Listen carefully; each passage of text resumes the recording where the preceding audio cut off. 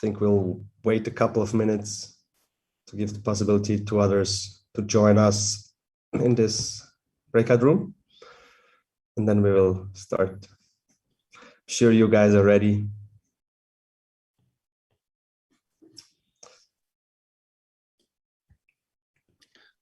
I'd also like to share a presentation. Should I already start sharing? I think, yeah, why not? You go first. Or you want to go first, Natalia? No, go ahead. I mean, at least you're scheduled first. Feel free to change, but yeah, why not? And yeah, so since some more people have joined, I welcome everyone in this breakout room to the academic paper workshop part 2 of the AI conference. We will have 2 young researchers presenting today, as each around like 15 to 25 minutes, with a short Q&A in the end, and we'll sum up around like 10 o'clock, and afterwards you can join the rest of the presentations today. And like first to present is Niklas Eder. Niklas is a PhD student at the Humboldt University and the University of Leipzig.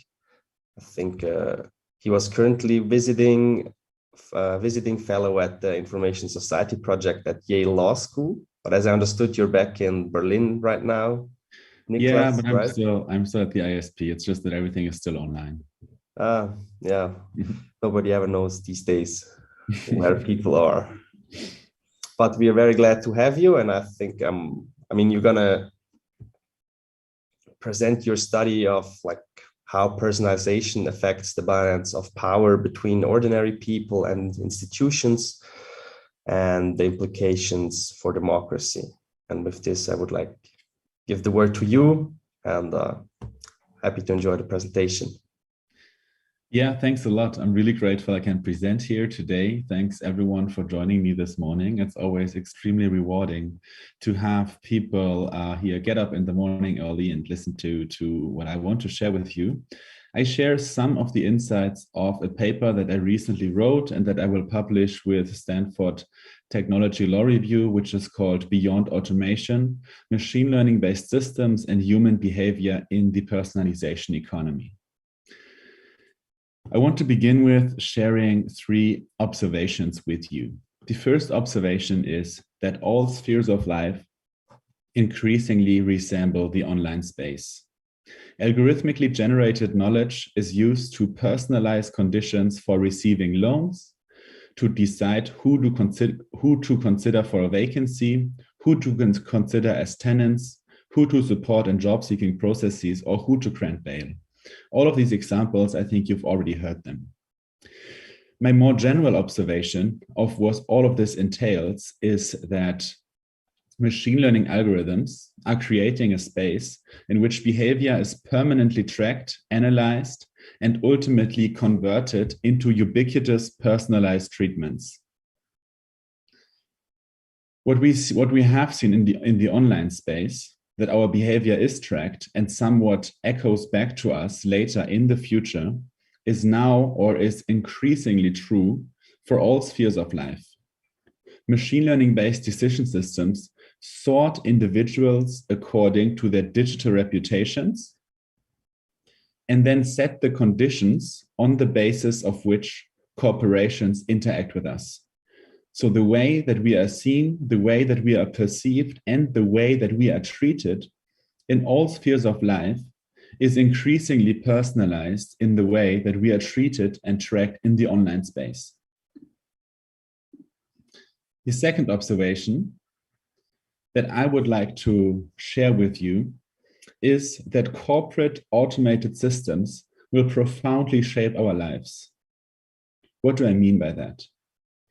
I mean that if corporations with who we interact and on whose services we rely, on who rely to hire us, to give us loans, to give us housing, if all of them see us through machine learning-based systems, then this is going to affect significantly the opportunities that we are going to have in life. I think all of you have heard about surveillance capitalism. Surveillance capitalism really is engaging with behavioral profiling online and with problems that can entail for human agency. However, when we look at surveillance capitalism, we mainly think about advertisement. I am not looking at advertisement here. What I am looking at is when corporations personalize the conditions on the basis of which they interact with us. And this is even much more intrusive to our lives than just being showcased certain kinds of advertisements.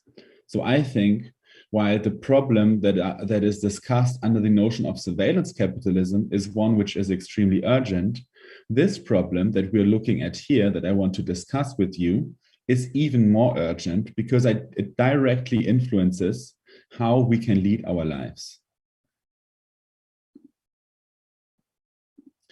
The third observation, which I would like to share with you, is that to understand the effects that these systems produce, we have to account for the fact that it is machine learning algorithms which analyze the information and thereby shape the outcomes which these systems produce. Whether we are regarded as being successful in the future and therefore as good partners, good business partners, good employees, depends on the logic of machine learning algorithms. So now when we think about automated systems, it's not only automation which we have to account for, it's also the fact that machine learning algorithms really shape the kind of information which is produced by these systems. Now there's a few questions which I would like to reflect on together with you today. The most general one is, what are the effects of machine learning-based personalization on the individual and on society? That is what my paper is about. To answer that question, I would ask two more questions. The first is, how does the personalization economy affect human behavior? And then, how does it affect human freedom? To reflect on these questions, I would like to look at an example with you, the example of marriage counseling. Going to marriage counseling puts a couple into a particular group, a group which correlates with the outcome of financial distress. Couples who go to marriage counseling have a higher than usual rate of getting divorced, and individuals who are divorced are more likely than others to suffer financial hardship. Thus, a credit card company which uses an algorithmic system that discovers this correlation automatically increases the interest rates of that couple and thus further contributes to the risk of financial hardship. What I think this example shows is that an environment of ubiquitous data collection and machine learning-based decision-making, in such an environment, everything that a person does produces echoes in the form of machine learning-based decisions. Every movement, every habit, every hobby, every friendship, every purchase has consequences which are defined by the correlative logic of machine learning algorithms. Machine learning-based systems sanction individuals for behavior which correlates with unfavorable outcomes and rewards them for behavior which correlates with success. Put more generally, machine learning-based decision-making establishes a system which evaluates the social interactions of individuals, and I think is thus likely to influence how individuals interact. In legal academia, there are few scholars which have started to think about these issues. Frank Piscali, who gave the example, writes, that this is effectively a marriage counseling penalty. Once disclosed that the credit rates are increased because of going to marriage counseling, this could discourage a couple from seeking the counseling they need to save their relationship. So he has here a first intuition of how the system of machine learning-based decision-making, which affected the couple in that situation, might affect their behavior. Jack Balkin from the ISP at Yale talks about this under the notion of normalization or regimentation. He refers to this as a dynamic in which an algorithm causes you to internalize its classification and assessments of risks, causing you to alter your behavior in order to avoid surveillance or being categorized as risky. Viktor Meyer-Schönberger writes that subsequent generations may have a big data consciousness, the presumption that there is a quantitative component to all that we do. I find these observations from these scholars, I found them very fascinating, but at the same time, what I think was lacking was a conceptual background to describe how such a consciousness, a big data consciousness, would develop. And then I was wondering, is there any theoretical starting point to substantiate reflections like this? We're not in the empirical track here, we're in the doctrinal track. I did not build on data to kind of prove that there might be certain effects on human behavior, but I'm building on theory. And I think that's adequate also because I am engaging here with a development which is just beginning to take shape, but which is over the next decades going to become more pronounced. And so in my paper, I develop a number of different theoretical starting points to look at this dynamic, and I build on surveillance theory. I build on two different strands of surveillance theory. One of them is the surveillance assemblage, which I'm not going to discuss today. And the other one is panopticism. So what I'm going to do now is I'm going to build on panopticism to describe what effects machine learning-based decision-making potentially might have on the behavior and on freedom of individuals. The starting point for Foucault's concept of panopticism has been in architectural design by Bentham, the panopticon. Bentham designed a prison in the shape of an octangle with a guard tower in its center. The central tower allowed a clear view into the cells of the inmates at all times. With the rules of the prisons clearly laid out to the inmates, and the inmates within the gaze of the guards, the inmates had to comply with the rules of the prison or otherwise fear sanctions. The panoptic prison, with inmates knowing that they could be observed at any time, created an incentive for them to self-police their behavior permanently and to comply with the rules of the prison at all times. What Bentham's prison did was that it converted physical power over the body of inmates into more discrete and effective power over their minds and agency.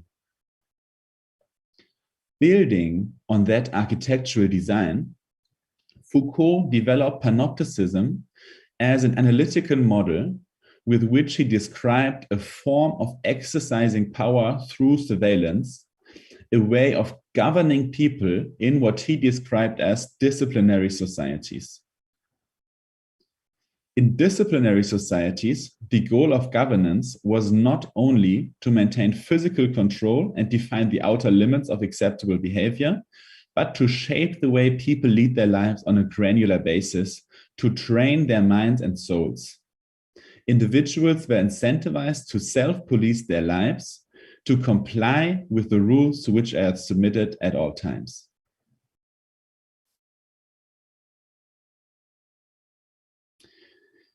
The concept of panopticism, to sum that up, offers a detailed account of a certain way of functioning of power.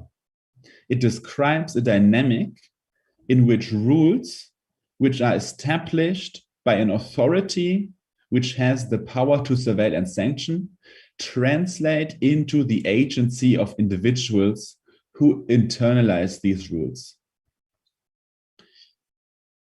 And now I'm developing a panoptic perspective on machine learning-based decision-making. Now we have a bit of an understanding what panopticism is, and now we can use the concept to look at machine learning-based decision-making, reflect on how that transforms the environment in which we live, and whether we might see some of the same dynamics and power relations emerging from this new technology.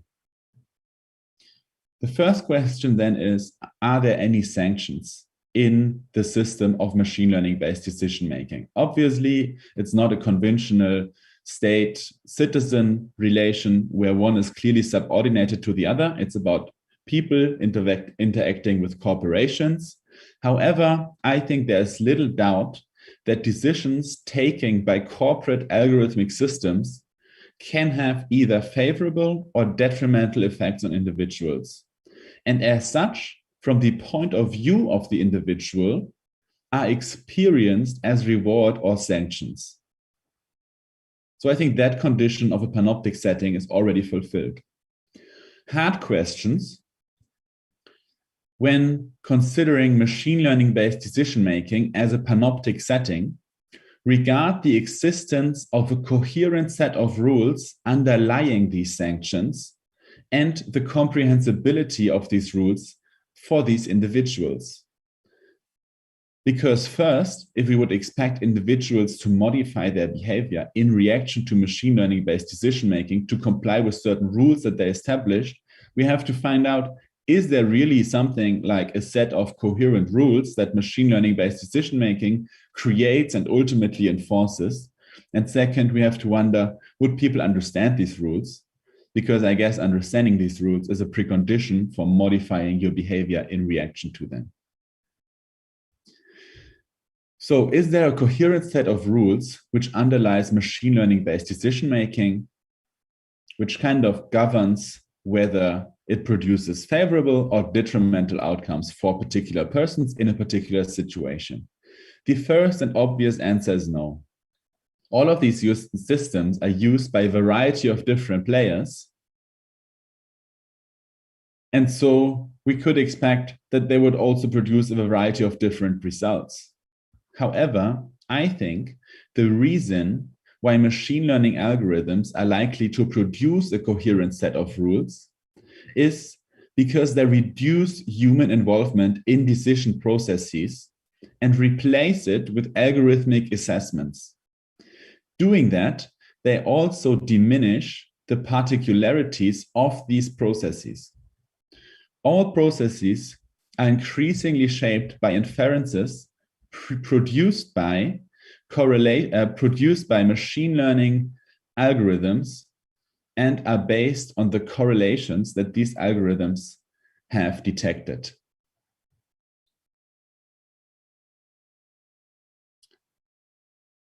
If we think that machine learning-based systems produce relatively similar results in a variety of different situations, then the final question is, do individuals at all comprehend these kind of new rules which are created or not? Because if they don't, how would they modify their behavior?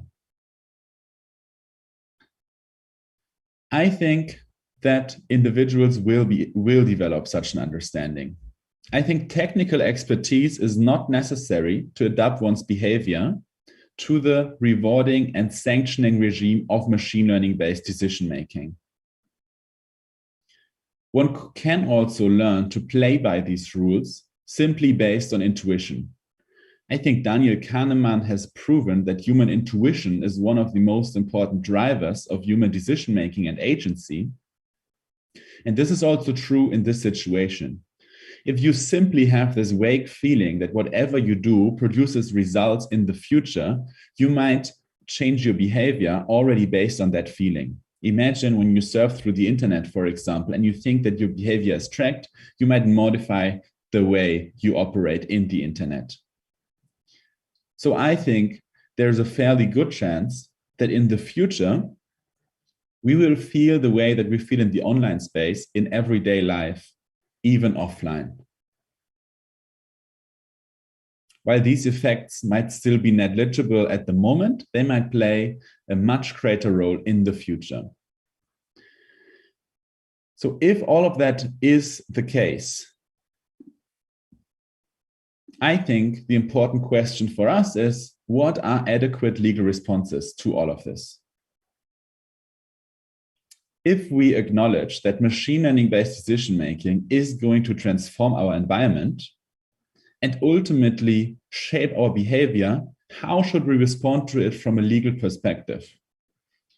The first starting point that we often hear as a response to machine learning-based decision-making is explainability and transparency. I claim that explainability and transparency in the dynamics that I'm looking at, that I have described, do not solve the problem, but just make it much worse. Explainability and transparency contribute to a better understanding for the individuals of the rules on the basis of which they are judged, and thus enable them to internalize these rules more easily. The internalization of rules, however, is not a sign of emancipation, but of submission to foreign standards. As the context in which panopticism has originally been developed, the prison illustrates, establishing rules over people and subsequently surveilling them is a tool of suppression. So I think while there's many reasons why explainability and transparency are something that we should desire, there are also reasons why we should believe that they do not solve all the problems that these systems create. The second claim that I would like to make with regard to adequate legal responses is that we should not rely on individual rights to respond to this development. The idea that just informing the individual and entitling the individual with rights confronts larger objections regarding the neoliberal construction of the individual as an optimizing rational actor. Formal rights and the theoretical possibility of taking advantage of these rights are often equated with guaranteeing protection, although they have little or no practical effect on the situation of those who they are supposed to empower. Rights put the burden of responding to illicit transformations of our environment on the individual. Thereby, they justify the existence of these practices as individuals theoretically had the possibility to object to them. The information and rights-based approach builds on an individualistic and atomistic understanding of the surveillance practices I have described, and this understanding is misplaced. We have to look at the greater collective consequences of machine learning-based decision-making and not only look at the particular individual relations between an individual and a corporation. If we look at singular snowflakes, we do not understand the impact of a snowstorm. It's only once snowflakes transform into a crater hole, into a thick layer of snow, that they have a significant effect. Machine learning-based decision-making has similar effects, which only become visible when looking at it as a whole, when we understand that they do not only change the individual relationships between a person and a company, but more generally, the environment through which an individual maneuvers, in which he or she lives, and in which this individual tries to pursue his or her opportunities and dreams.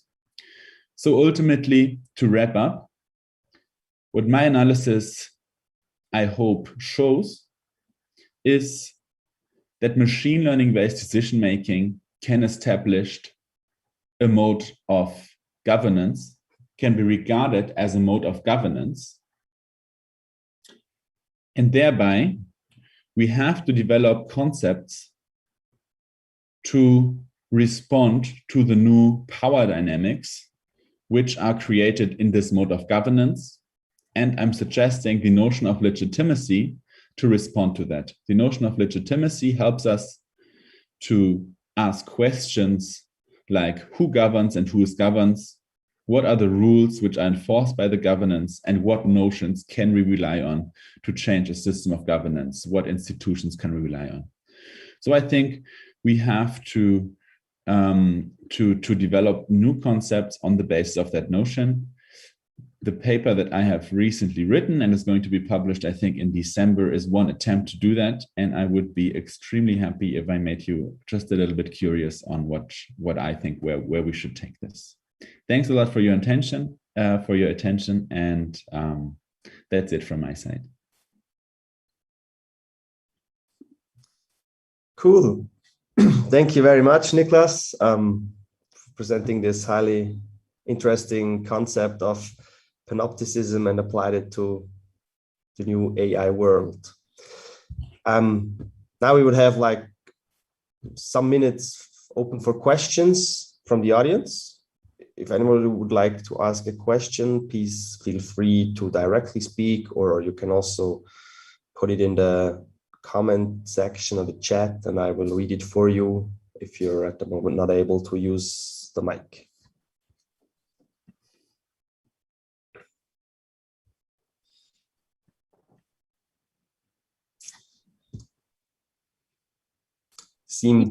If you don't mind waiting for the questions, I would have a questions because I find your paper fantastically interesting. First, congratulations on that.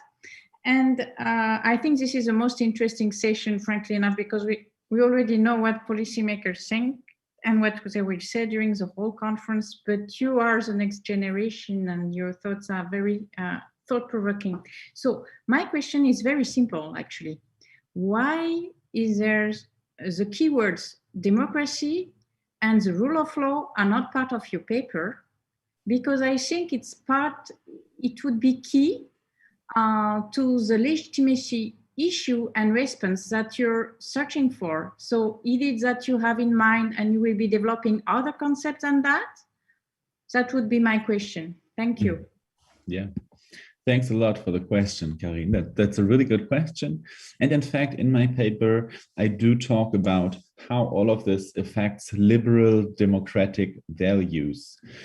So I do rely on that notion of liberal democracy, and I try to look at some of the values and principles which are essential to liberal democracies. And then I focus on freedom. But I think I don't directly rely on the idea of the rule of law, because I'm also trying to challenge a little bit this more general idea that what we have to do to respond to the influence that data analysis practices have on our lives, we can respond to that simply by entitling individuals to certain rights, and then on the basis basically of the rule of law, they can enforce these rights. And just by distributing rights in the correct way in a liberal democracy, we solve all of these dynamics which new technologies cause.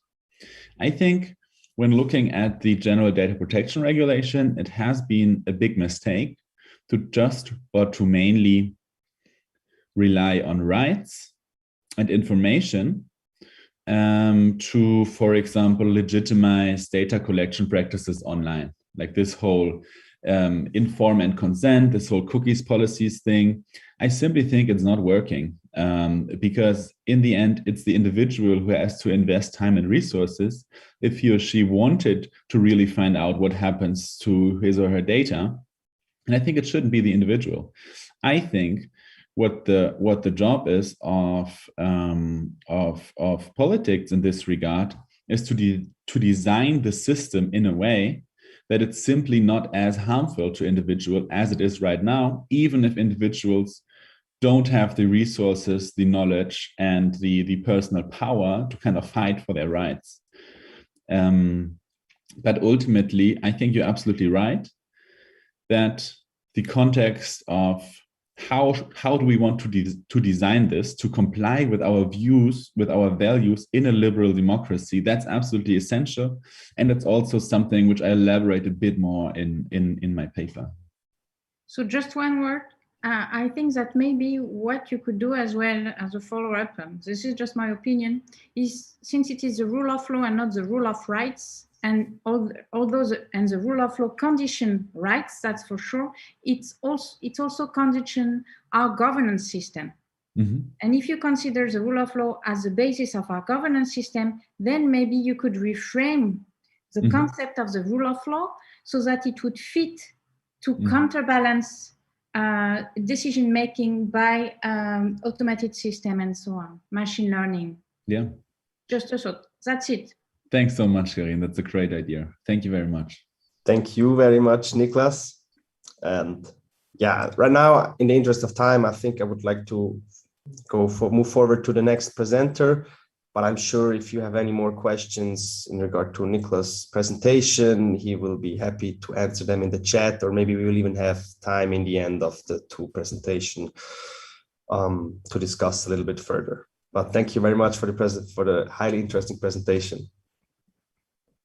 And with this, I'm more than happy to welcome Natalia. She's a PhD student at the European University Institute in Florence, if I'm right. I hope the weather is a little bit better in Italy than it is in Zurich. And she's presenting her study of the relevance of the GDPR, the LED, the Law Enforcement Directive, and the new proposed AI regulations for the problem of bias in facial recognition. And like now, with no further ado, the floor is yours.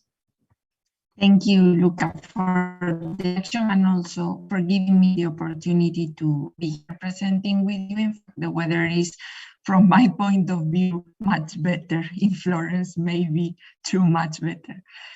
So yeah, the title of my paper is In Search of a European Legal Framework to Tackle the Bias Problem of Facial Recognition Technology.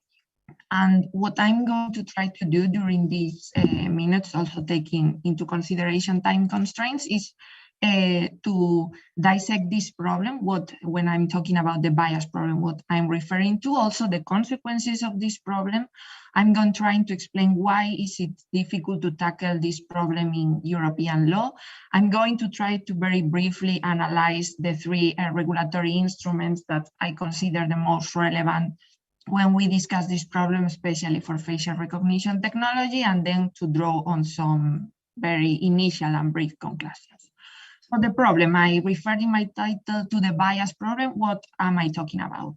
I'm not going to bother you because I'm sure you are all familiar with algorithmic bias in general and also referring to facial recognition. But just a quick introduction, modern facial recognition is empowered by artificial intelligence. So this means that the facial recognition systems are trained using a training database composed by facial images. As you can see in this first piece of news, for example, when these training databases are composed by facial images only of white males, only males, there is going to be accuracy issues when identifying, for example, women or Black women.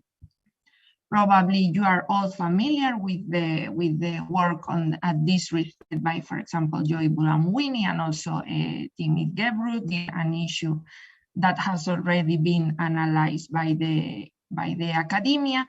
And for example, I can recommend this explainer or this primer on understanding bias in facial recognition by the Alan Turing Institute.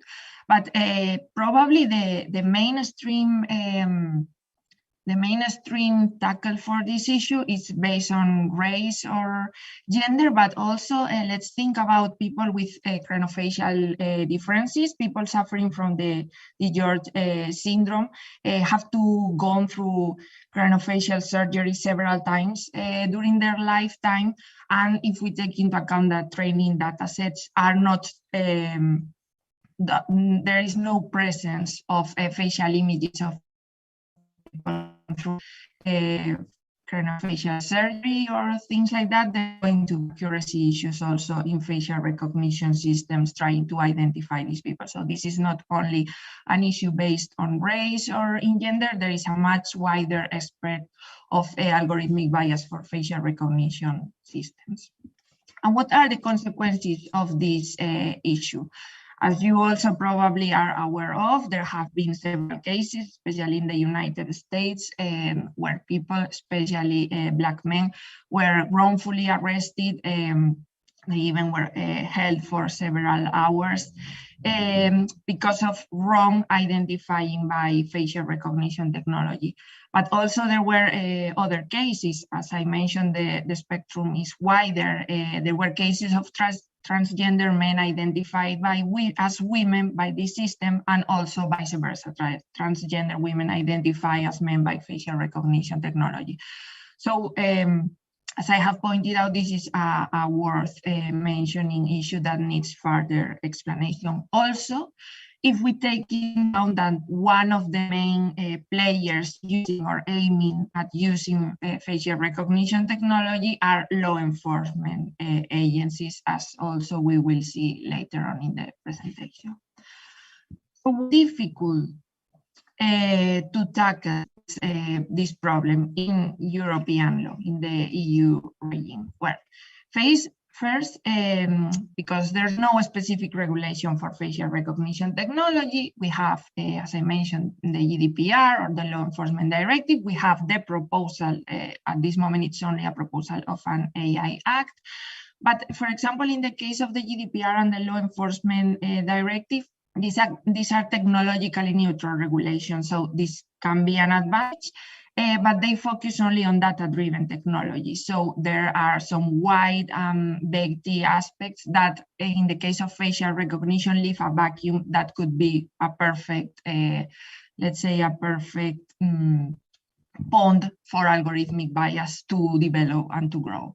There is also a vague fragmented picture as far as geographical scope of the law is concerned. I will draw on this more during the presentation, but there is also a lack of case law. I have named here the only pieces of case law that we have at the respect at the moment. One is also set in South Wales. So we cannot say from the European law point of view now with the Brexit, and the other one happened in France, and we will develop more on these cases, but there is a fragmented picture from the geographically point of view.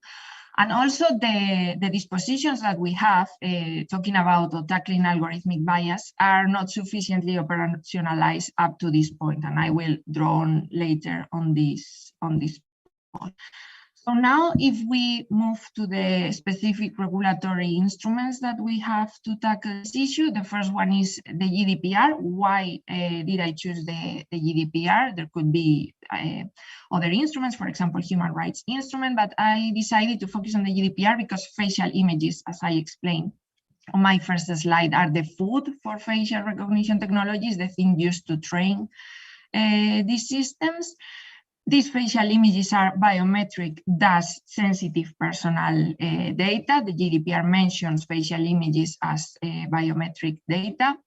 Biometric data are considered sensitive data and thus personal data when these facial images are used to identify and individualize one person, of course. And the source also for this algorithmic bias facial image. The GDPR allows the member states to provide additional and specific rules regarding the processing of this biometric data. But this, as I mentioned in my previous slides, only helps to create a fragmented regulatory picture. So there are, for example, in Sweden, in the border management context, there are specific laws regarding the processing of biometric data, but other countries, other European countries do not have these laws at all. Some others have specific laws of biometric data processing, but for different purposes. So this creates an irregular and not harmonized regime through all the European Union.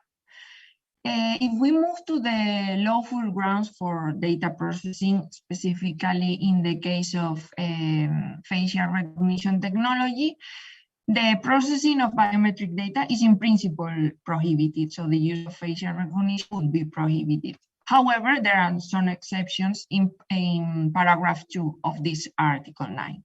I'm going to tackle not all of them, some of these exceptions that I consider more relevant for the purpose of this presentation. The first one being consent.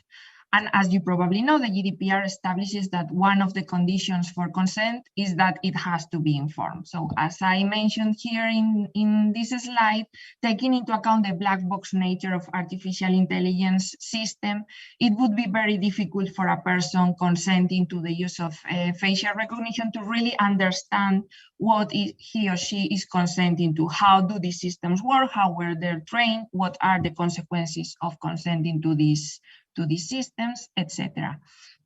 Also, facial recognition technology can be employed on top of other technologies, for example, CCTV or thermal scanners. So simultaneous function at the same time. Again, this could be difficult to explain when trying to draw consent from somebody.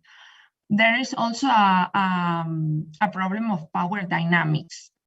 For example, in a school, this is one of the cases I mentioned in my previous slide, the French case. Facial recognition technology was installed in a school to check attendance of the students.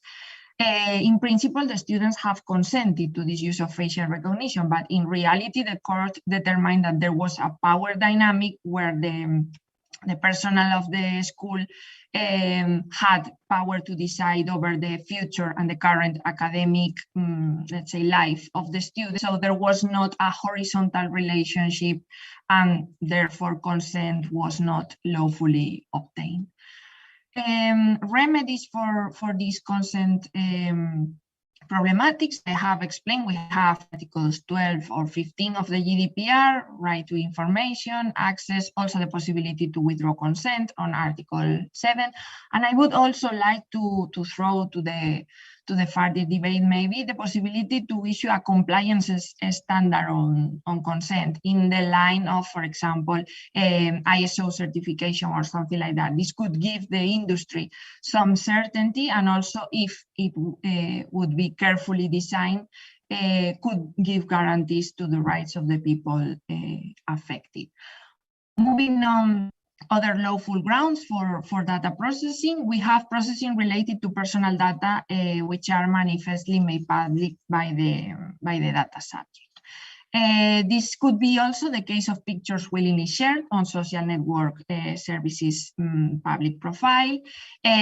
Probably you also all are the case of Clearview AI.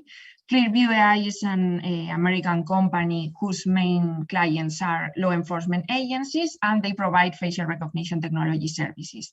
While they claim that one of the main attractives of this company is precisely the big data facial images database that they provide. They claim that this database is mainly built on public pictures taken from public places from the internet. However, there has been a wide criticism against how they obtain and the real origin of these pictures. For example, there is a recent decision by the Swedish Data Protection Authority that fined the Swedish police for using Clearview AI services. And also Facebook facial recognition tool is the tag suggestions tool. It's empowered by facial recognition technology. Initially, you have to consent to it on the on the settings tool of your Facebook account. But there are a series of, I'm not going to go deeper into this question, but there are a series of steps you have to go through. There are also, it has been discussed whether there's a dark patterns case in this specific issue, so it's not straightforward. In letter G, we have substantial public interest, and I will go further in this when I talk about law enforcement, but basically this is not defined by the GDPR, so it's very difficult to decide when we are talking about a substantial public interest, or maybe if less intrusive measures could have been employed. In letter I, we have reasons of public interest, but in this case, in the area of public health or protecting against serious cross-border threats. This could be the case of the COVID-19. It has been also discussed by the literature whether the deployment of facial recognition technology in the context of the pandemic, for example, to track compliance with quarantine or with the use of face masks, it has been proportionate and necessary, also using this lawful ground for data processing. If we move to the principles relating to the processing of personal data, Article 5, paragraph 1 in letter A talks about lawfulness, fairness, and transparency. And here we arrive to the bias issue.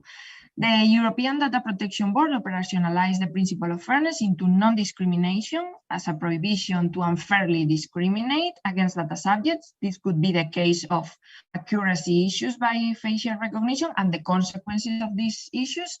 Non-exploitation as a prohibition to take advantage of the needs or vulnerabilities of the data subjects. Also human intervention, okay, so humans in the loop, something we will also be talking about in this presentation to manage or to review in the search of biases. And this could be also a mechanism for algorithmic accountability.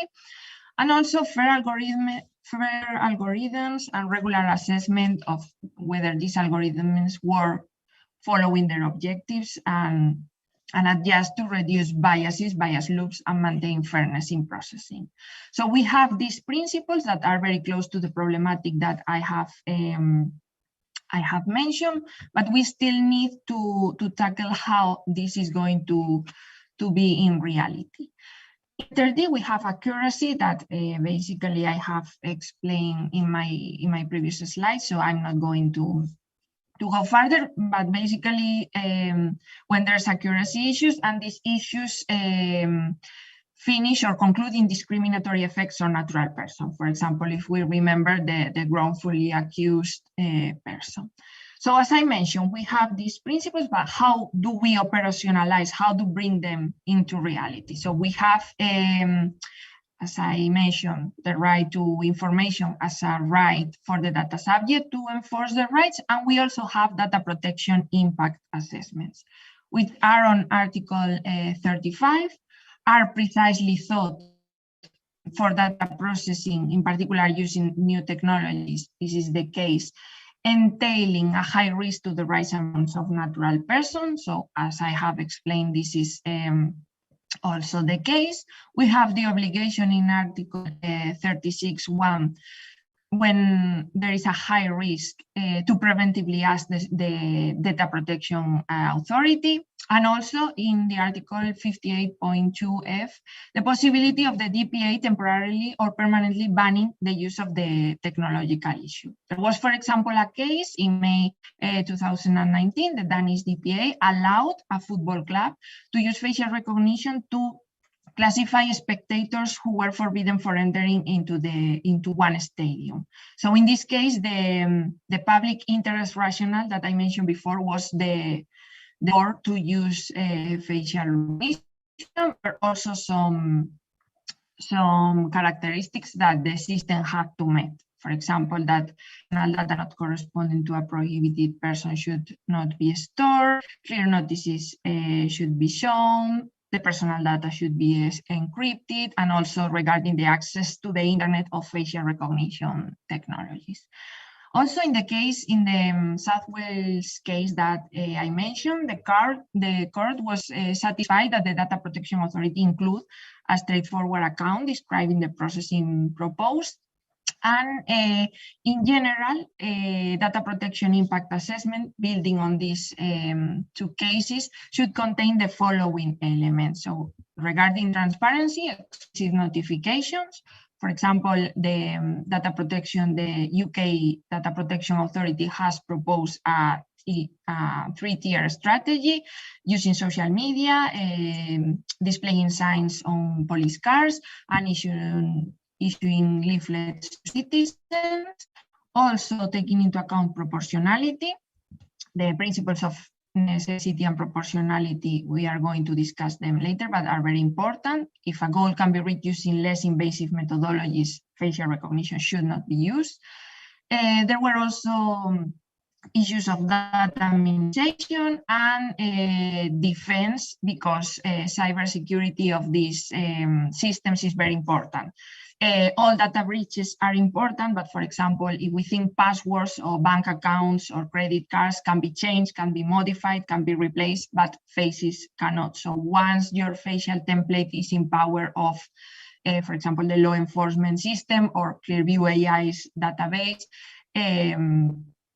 you can ask for 2 years, but you cannot change your face or your template. If we move to the law enforcement directive, as I mentioned, law enforcement agencies are one of the biggest players using this technology. You can see here some examples. And also, I highly recommend this report by the Fundamental Rights Agency, especially on the use of facial recognition in the of law enforcement. So, facial recognition technology for law enforcement entails advantages. It helps identifying suspects in a way that manual or human couldn't do, and also it could help find missing people. There has been a recent case in India where children could be found thanks to the use of facial recognition technology. However, the fundamental rights at stake in this case are even higher than in the other cases, and also, as I mentioned before, as an example, there could have been some arrests because of these issues. Very briefly, because the content of the directive is very similar to the GDPR. It also contains the principles of proportionality and necessity, and also a couple of differences, Article 7 and Article 8. Article 7 makes a difference between personal data based on facts and personal data based on personal assessment. So this basically obliges member states and authorities to verify the quality of personal data in or making them available. And in this case, I think this is important because the quality of personal data has been tackled as one of the things or one of the sources for algorithmic bias. And regarding Article 8, again, we have here the principles of necessity and proportionality. We could argue, is it necessary or would it be proportionate to identify a suspect, to identify a terrorist, to deploy live facial recognition all over a city or all over a country? This is a question that has not been answered up to this moment, but I think it's at the core of the debate. Again, the law enforcement directive provides the same remedies as the GDPR, access and rectification, but these remedies could be restricted, for example, in order to protect public security or general interest. So again, if we don't have a uniform interpretation of this term, it could be very difficult to assess these articles. And quickly, I'm going to move to the AI Act. This is a very new piece of, it's a proposal, but piece of regulation, and probably you are all very familiar with it because the moment it was launched, there was a great deal of debates and conferences analyzing. So I'm going to be very brief with this. The AI Act focuses on the uses of the technology, in this case, not on whether it is data-driven or not, but on the uses of the technology, precisely establishing a risk-based approach. So probably you are with this pyramid of the high-risk uses, low-risk uses, etc. It introduces a set of definitions that are important for facial recognition technology, not only biometric systems, but also emotion recognition systems, because even though this is highly debatable, there have been some attempts to work on facial recognition technology who is able to, for example, detect depression or any other mental states, and also other notions such as law enforcement terms. So the most important at this respect is Article 5.1d that bans the use of live facial recognition, okay, but it establishes, as you probably know, a series of exceptions where this could be used. I'm not going to extend very much, but I would like to repeat my question. Where do we draw the line between the use of live facial recognition and, for example, identifying a suspect or using it for law enforcement purposes? And at this respect, also, I would think that the literature has pointed the prohibition in this article does not include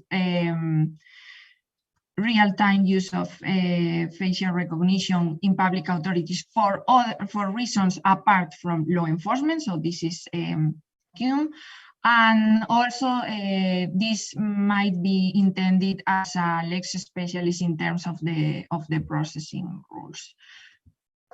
The dispositions that concern us regarding bias are in Article 10.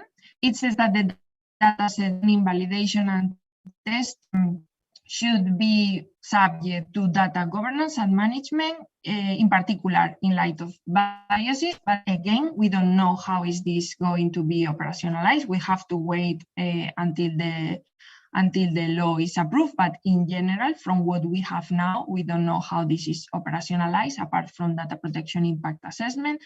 And also, Article 10, paragraph 5 allows the processing of sensitive data to the extent really necessary for ensuring bias monitoring and detection and correction. But from my point of view, this could entail a justification for the massive processing of facial images. So we have to think about overfitting systems or data hoarding by using this article or this provision. To take advantage of it, to use it as an excuse to collect more data. Also, in Article record keeping, they talk about in paragraph B. Sorry, this is my time. Natalia, you might want to wrap up before people will leave for the main session. I'm sure they're going to stick around for a couple of minutes. So okay, yeah, very briefly. Also, paragraph B talks about the input data on checking the possible of algorithmic bias, and we're talking about high AI system. We also have the possibility of bias managing.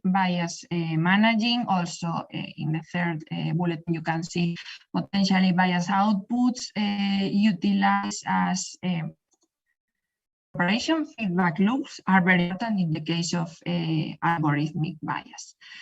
So very briefly, well, I will draw on my conclusions. The predominant legal framework would be the GDPR, the Law Enforcement Directive, and in this case, the proposal of the directive. But regarding the bias problem, although we have some provisions, there is a lack of operationalization because of a lack of case law and also because of a lack of more examples and more analysis in the use of these technologies. In this case, as I mentioned here, for example, in law enforcement cases, there has been a first deploy, then ask limbo concerning facial recognition. And what I would like to propose is to operationalize this, the existing legal dispositions on fairness and bias, to establish a unitary concept of fairness. For example, what does fairness mean? Means, for example, in the case of facial images, 50% men, 50% women, 50% Black people, 50% white people, 50% false positive, 50% right positives. This is not the case. There is more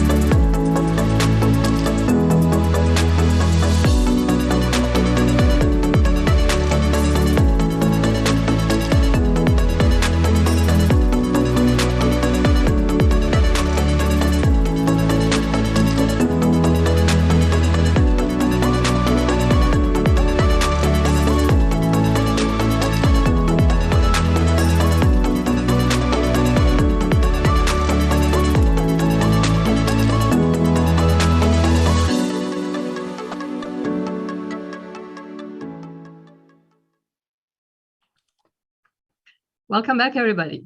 And welcome to those of you who are joining us for the first time today. My name is Sanja Fabrio. I'm a co-founder and managing director of RegHorizon, that together with Center for Law and Economics of ETH Zurich will host you to our second day of our second AI Policy Conference. We will all agree that artificial intelligence is a powerful tool that carries enormous potential to bring good to the world. In order to benefit, though, from these new technologies, as society, we need to address the key risks that generate concerns we all have as citizens, parents, scientists, and business people. The dialogue on effective governance of AI becomes ever more important with its rapid development and deployment. And it has to be inclusive.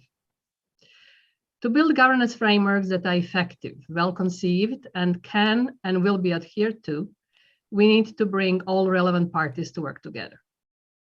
These must include policymakers, businesses, both big and small, academics, ethicists, social change makers, and civil society.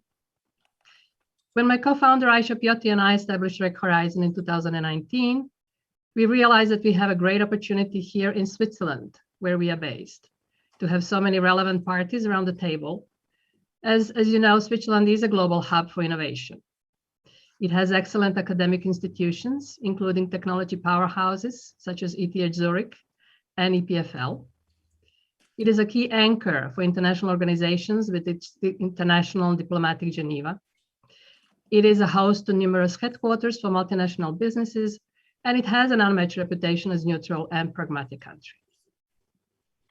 We started this dialogue on effective AI policy last November during our first AI policy conference, and we continue building on its key takeaways yesterday and today. We are thrilled to do so with over 50 international experts, global policymakers, engaged civil society representatives, and top scholars during the 2 days of the conference. And of course, you. We kicked off yesterday with our first panel dedicated to the ways to broaden the AI policy debate to very important but underrepresented stakeholders from Global South, youth, and civil society, and had a very compelling discussion on what governments can and should do to more or emphasize and have these voices represented and heard. We continued our second panel dedicated to the new regulatory developments in the governance of AI. The keynote speech from Commissioner Sonderling from US Government Equal Employment Opportunity Commission addressed the topic of AI as a tool to advance diversity, equity, and inclusion, and shared with us a comparative view from the United States. We discussed further the overall approach to the different global players with regards to AI regulation. We heard from EU, from United States, Switzerland, and the work led by Council of Europe, with emphasis on the differences, but also similarities in the approach, and exploring ways to build bridges across different geographies and different actors in society in the area of AI policy. We also had a compelling debate on how AI policy incentivizes ethical and lawful development of AI. That topic was further developed in our last panel on soft law and its role in strengthening AI governance, where we discussed initiatives such as standards, principles, and policies as efforts to increase and align governance globally. We also dived into the latest research on AI and policy during our academic research spotlight and academic paper workshop yesterday, as well as earlier today. Plenty of content to digest and to use. And it continues. Today, we'll tackle governance toolbox and innovative approaches to governing AI in the panel that just follows. This afternoon, we will also go deeper into the data policy role in increasing trust in AI applications and close the day with discussion on how to help SMEs and startups prepare for AI technologies to innovate responsibly and as well to involve them in the governance dialogue. Don't forget to tune in on the keynote speech by Paul Nemitz, who will address the topic of democracy and the rule of law in the age of AI. We will also dive more into the latest research during our second academic research spotlight, but be sure to check the detailed agenda on our website, www.reghorizon.com/events. As I mentioned, multilateral and multi-stakeholder approach of developing AI governance is now needed more than ever. So like our speakers and panelists, you are a truly global and multi-stakeholder audience. You've seen numbers and they keep increasing. We are representing 59, 60 countries around the world with about equal split between the business, academia, and then we have the NGOs, citizens, and governments. Thank you for being with us today. And we do look forward to a very interactive session with a lot of your questions and contributions. So please engage during the panel discussions using the chat function. Our keynote speeches and spotlights are also obviously open for comments and questions. I would like to thank to our partners and sponsors without whom this conference would not be possible, and especially ETH Zurich Center for Law and Economics, Swiss Federal Office of Communications, Swiss National Science Foundation, Geneva Macro Labs, Swiss Academy of Engineering Scientists, Switzerland Global Enterprise, Academic University in Switzerland, Empowerment Foundation, Youth IGF Center, AI and Center for AI and Digital Policy, and Diplo Foundation. Thank you and wishing you a very productive and interesting day ahead. Kat, I'll turn it to you to kick off the first panel. Thank you so much, Sanja, for this amazing introduction, which takes a lot of my work and makes my job much easier. So welcome to panel 4.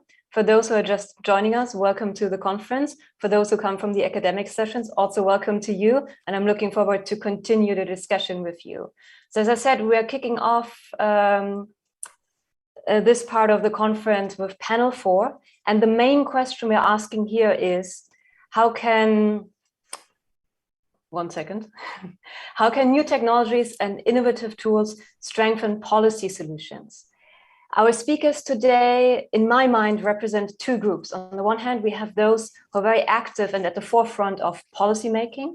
And on the other hand, we have those that are active in developing technology, in implementing technology, and in seeing how this works in practice. And the aim for this panel really is to bring these two groups, if we can think of them in terms of two groups, because there's obviously a lot of overlap, to bring these two groups together in a dialogue and to see what emerges from that and how we can contribute to better, more effective policy solutions that pay tribute to innovation and technology. My name is Katharina Höhne. I'm the Director of Research at Diplo Foundation, and I really have the pleasure to moderate this panel today. Let me briefly introduce our speakers for today in alphabetical order. I won't do justice to their very rich experiences and accomplishments. So I'm just going to be very brief, and you can check their background and their short biographical notes on the website. So let me introduce them in alphabetical order. We have Professor Joanna Bryson with us, who is Professor of Ethics and Technology at the Hertie School of Governance in Berlin. Dr. Benjamin Chen, who is Assistant Professor at the University of Hong Kong, and also a research affiliate at ETH Zurich. We have Professor Mark Gruber, who is the Chair of Entrepreneurship and Technology Commercialization at EPFL. Dr. Fadi Maki, who is the founder of Nudge Lebanon and currently heads B for Development, which is the first behavioral insight and nudge unit in the Middle East. We have with us Karine Perset. She's the head of unit of the Artificial Intelligence Policy Observatory at the OECD. And last but not least, Alexander Tyrkanov, who is the special advisor on digital development at the Council of Europe. So you can see a lot of experience assembled in this panel, and I'm very keen to get into the discussion with the panelists. I will now be switching to first name basis for our conversation. I hope this is all right with all of the panelists.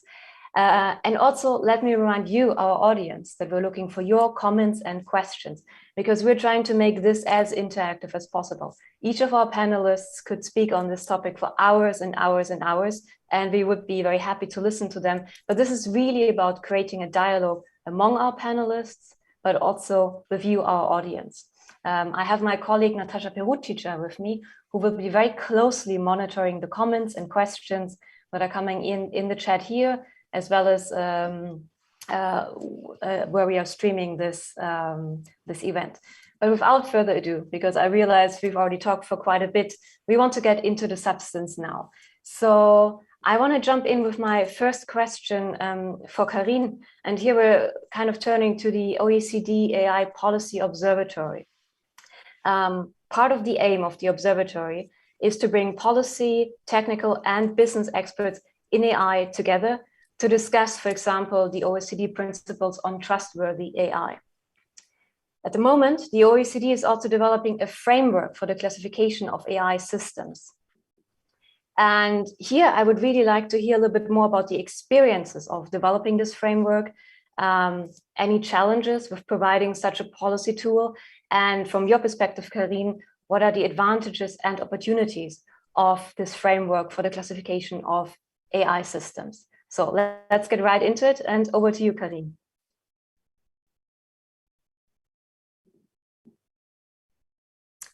You need to unmute, and then we can hear you.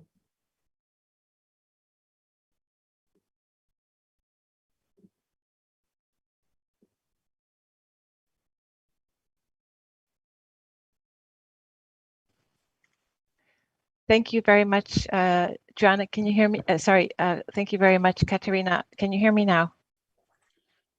Yes, very well. Go ahead. Okay, fabulous. It's a pleasure to be here today with you.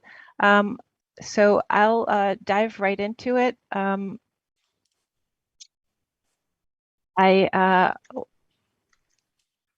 sorry, I'm just finding. So as you said, I lead the OECD AI Policy Observatory that we launched early 2020 to help policymakers and others implement the OECD AI principles. And these 10 AI principles were adopted by governments from OECD, G20 countries and beyond in the spring of 2019, so over 2 years ago, and they prioritize the most important qualities AI systems should feature, notably that AI systems should benefit people and planet and embody the values we care about: inclusiveness, privacy, and other human rights, safety, transparency, and importantly, accountability of AI actors for all of this. So the OECD Observatory has two different components that are deeply intertwined. First, the OECD.ai is an online portal that provides resources on everything AI, like real-time trends and data about the AI ecosystem, for example, about AI skills and jobs, AI research, software development, venture capital investments, and much more. It also includes a database of national AI policies, including strategies and regulatory initiatives with over 800 policies from 62 countries. And this is joint work by the OECD and the Commission, the European Commission. And there's much more on the observatory. So that, in addition to being an online portal, the observatory also convenes a network of over 200 experts who are developing guidance for policymakers to implement the OECD AI principles.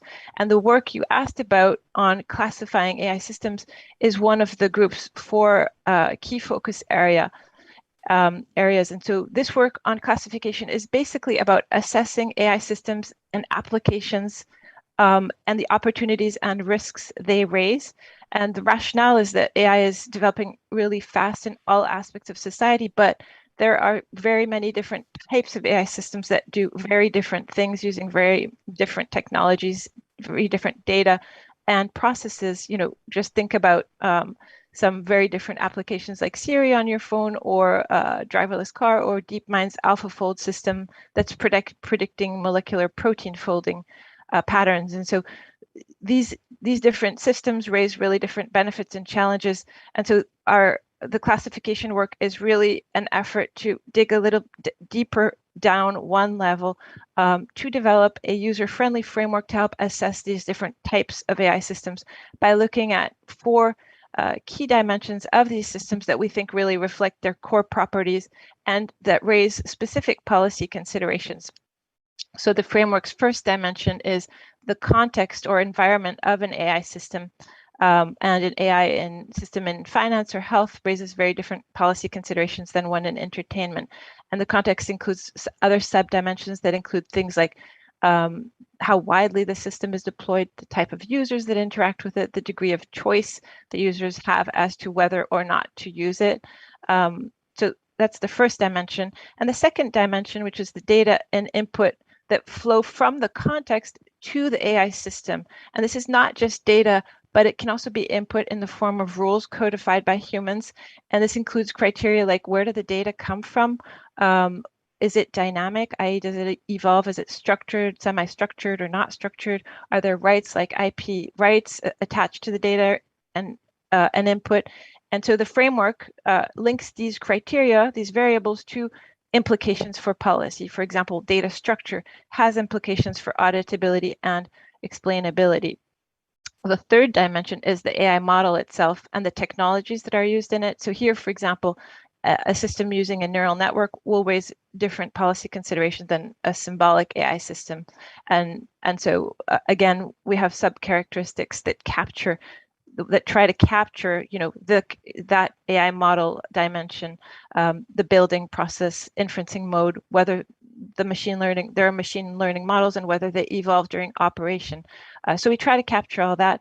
And the last dimension is the task and output. And so that's really the output that flows from the AI model back to the context of the system and will influence the context or the environment. And so that really reflects how the system interacts with the world.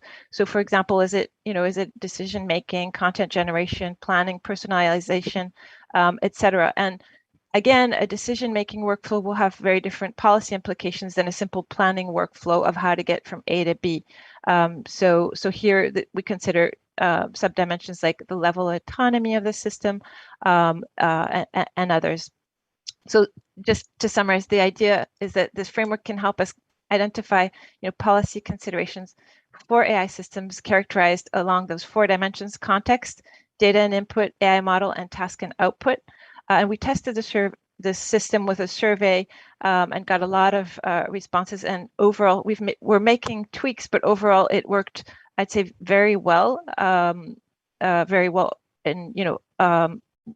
in most cases. Now, you asked about challenges and opportunities. So starting with the challenges, I think that we've been doing this work in a multi-stakeholder and multidisciplinary group. So there's always the question of speaking the same language and getting to be on the same page, which takes time and discussion and is really, really important. Another significant challenge we've had and actually still have is this tension between developing a framework that is simple and user-friendly enough to be of actual use to policymakers, and then on the other hand, the desire to be complete, to be a bit exhaustive about a system's characteristics, and those are a bit at odds, and we're still trying to navigate that tension. So those are some of the key challenges we've encountered. But then in terms of opportunities, there are many. I think we are now using this framework and its variables to build a risk impact assessment tool for AI applications in cooperation with many experts and with other institutions like the Council of Europe, European Commission, and many others. And we're seeing also quite a lot of interest and uptake of the framework. Again, as I said, at the Council of Europe level, the EC level, in sector-specific areas like in medical device and medical testing areas. So those classifications, upgrading those to account for AI being increasingly present in the health sector. And then GPI, for example, the Global Partnership on AI that I think we'll hear about more, has also been using the same framework for its work on AI systems to respond to the pandemic. So those are some of the key opportunities and challenges. Thank you.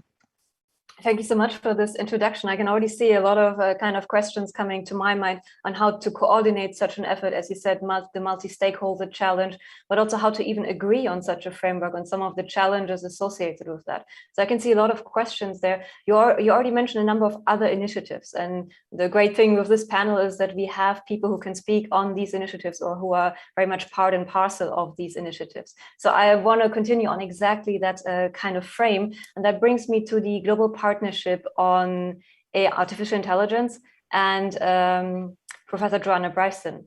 So the connection between GPAI and OECD, there are many, but for example, the OECD is hosting the GPAI Secretariat. But the way I would like to get into this discussion is basically asking what are some of the recent developments regarding GPAI and what can we expect in the near future, and perhaps also how does it relate to the other initiatives, as Karine already hinted at.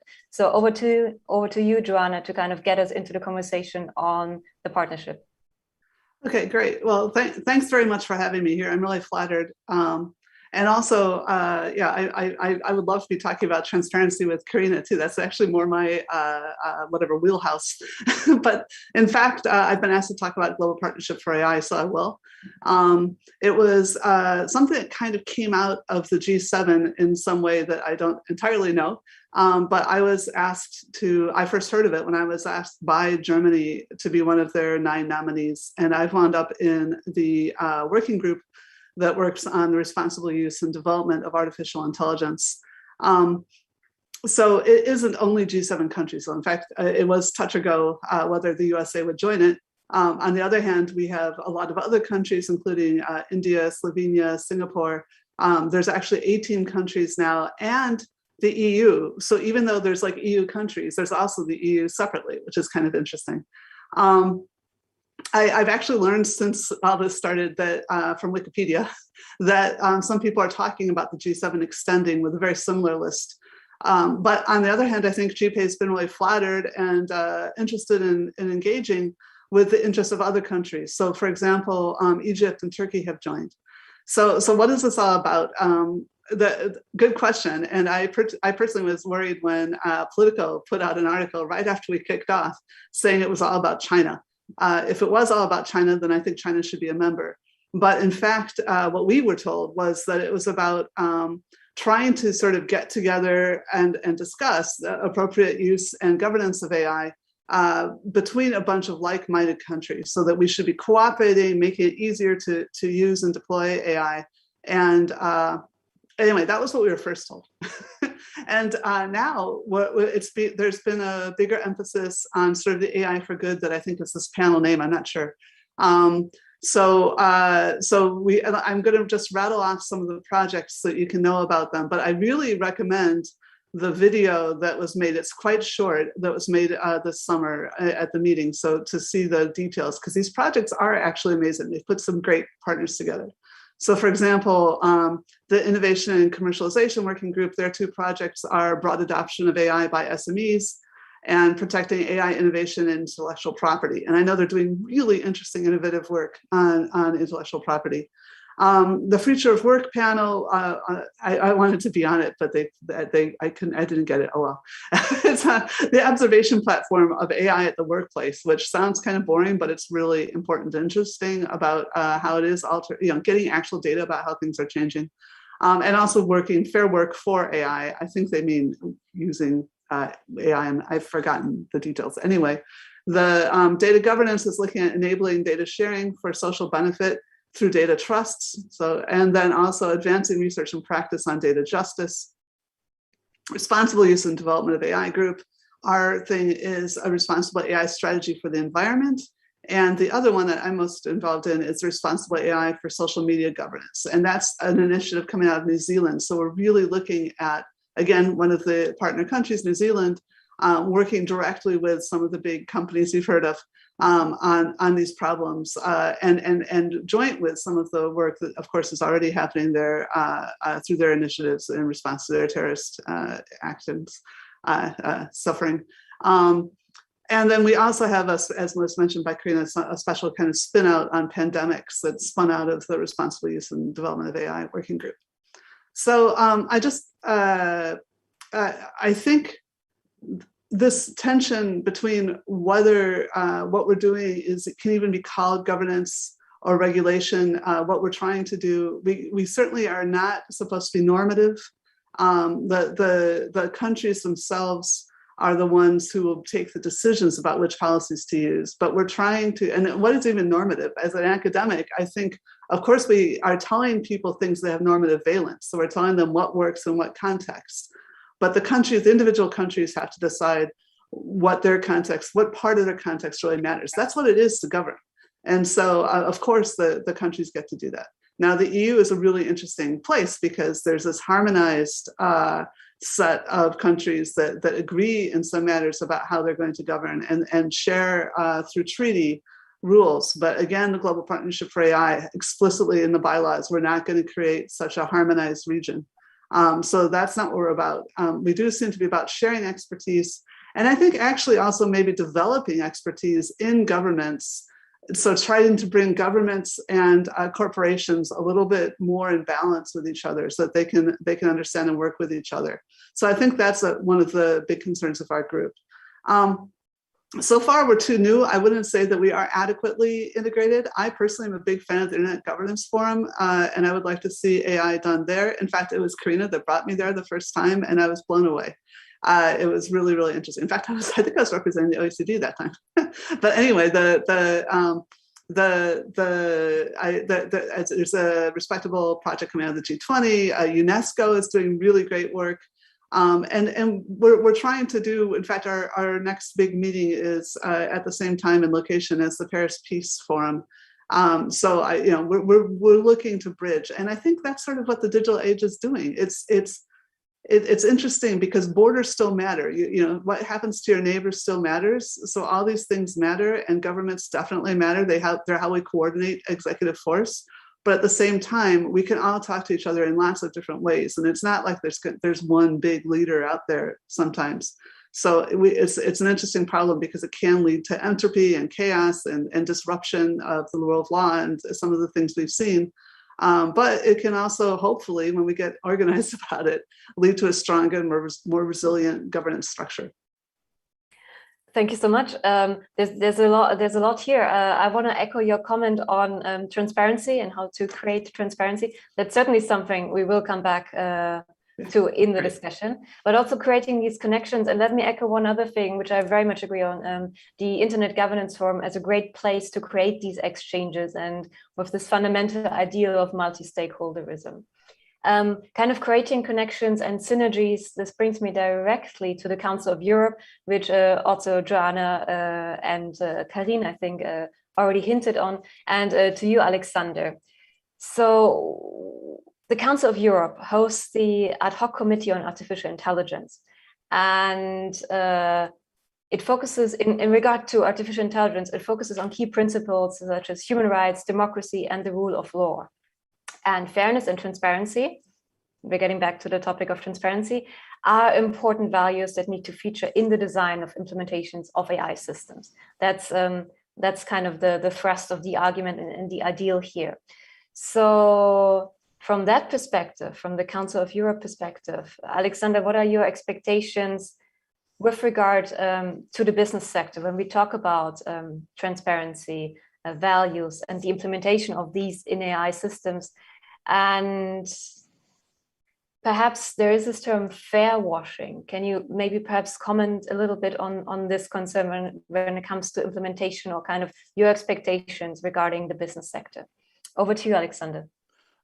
Thank you, Katharina. So our expectations as the Council of Europe is based on the specifics of the AI systems, in that they are socio-technical systems, as we say in our feasibility study, which was published a year ago almost. So that is the risks which are relevant for the AI systems use depend on how they are designed and used in a broader context. And there are specific other risks related to the how AI systems work, in that, for example, if the either technology or the use is problematic, there is a serious threat of a feedback loop where you, for example, due to the specifics of how machine learning operates, you reinforce bad outcomes. I mean, outcomes which might be bad for the society through the use of these systems. So this is a real risk. And as we understand and as we know, for quite a long time, we should be able to acknowledge that, for example, code regulates, as we know from Lawrence Lessig's works, that is, when he was talking 20 almost years ago on the modalities of regulating human behavior. He mentioned that software or computer code, alongside the social norms and law and market forces, is a way to regulate human behavior. And therefore, it is quite important for us, the Council of Europe, to make sure that the business is aware that as primarily business, the private sector is the purveyor of those systems. There is a great responsibility on the shoulders of the business community to make sure that this ability to regulate, which they are endowed with thanks to the how code operates, what they produce, is, I mean, they need to be very careful how they use that power and instruments. So it's when basically by automated decision making, which is employed then also in the private and the public sector, but originally developed in the private sector, a lot of effects may come up. And in this sense, we might be able to rely upon already existing instruments in gauging what might be like the obligations of the private sector already existing so far.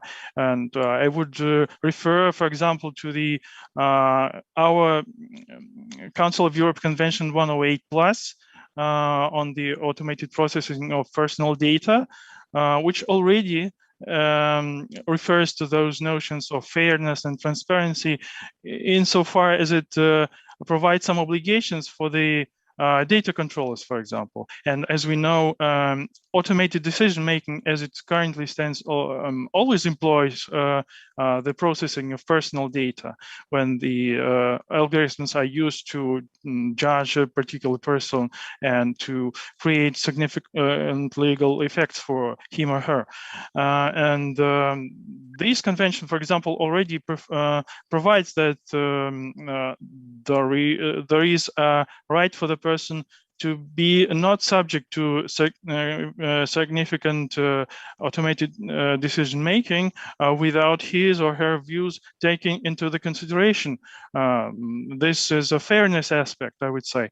And also the data subject is already entitled to know the reasoning behind the automated decision making, which might be powered by AI. That is, currently business community is already aware of some requirements which are imposed on them already through the instruments of the Council of Europe and accordingly the regulation in the member states, which also includes the GDPR in case of the European Union, which roughly is based on the same principles in terms of safeguards provided for the cases of the use of automated decision making, both in the private and public sectors.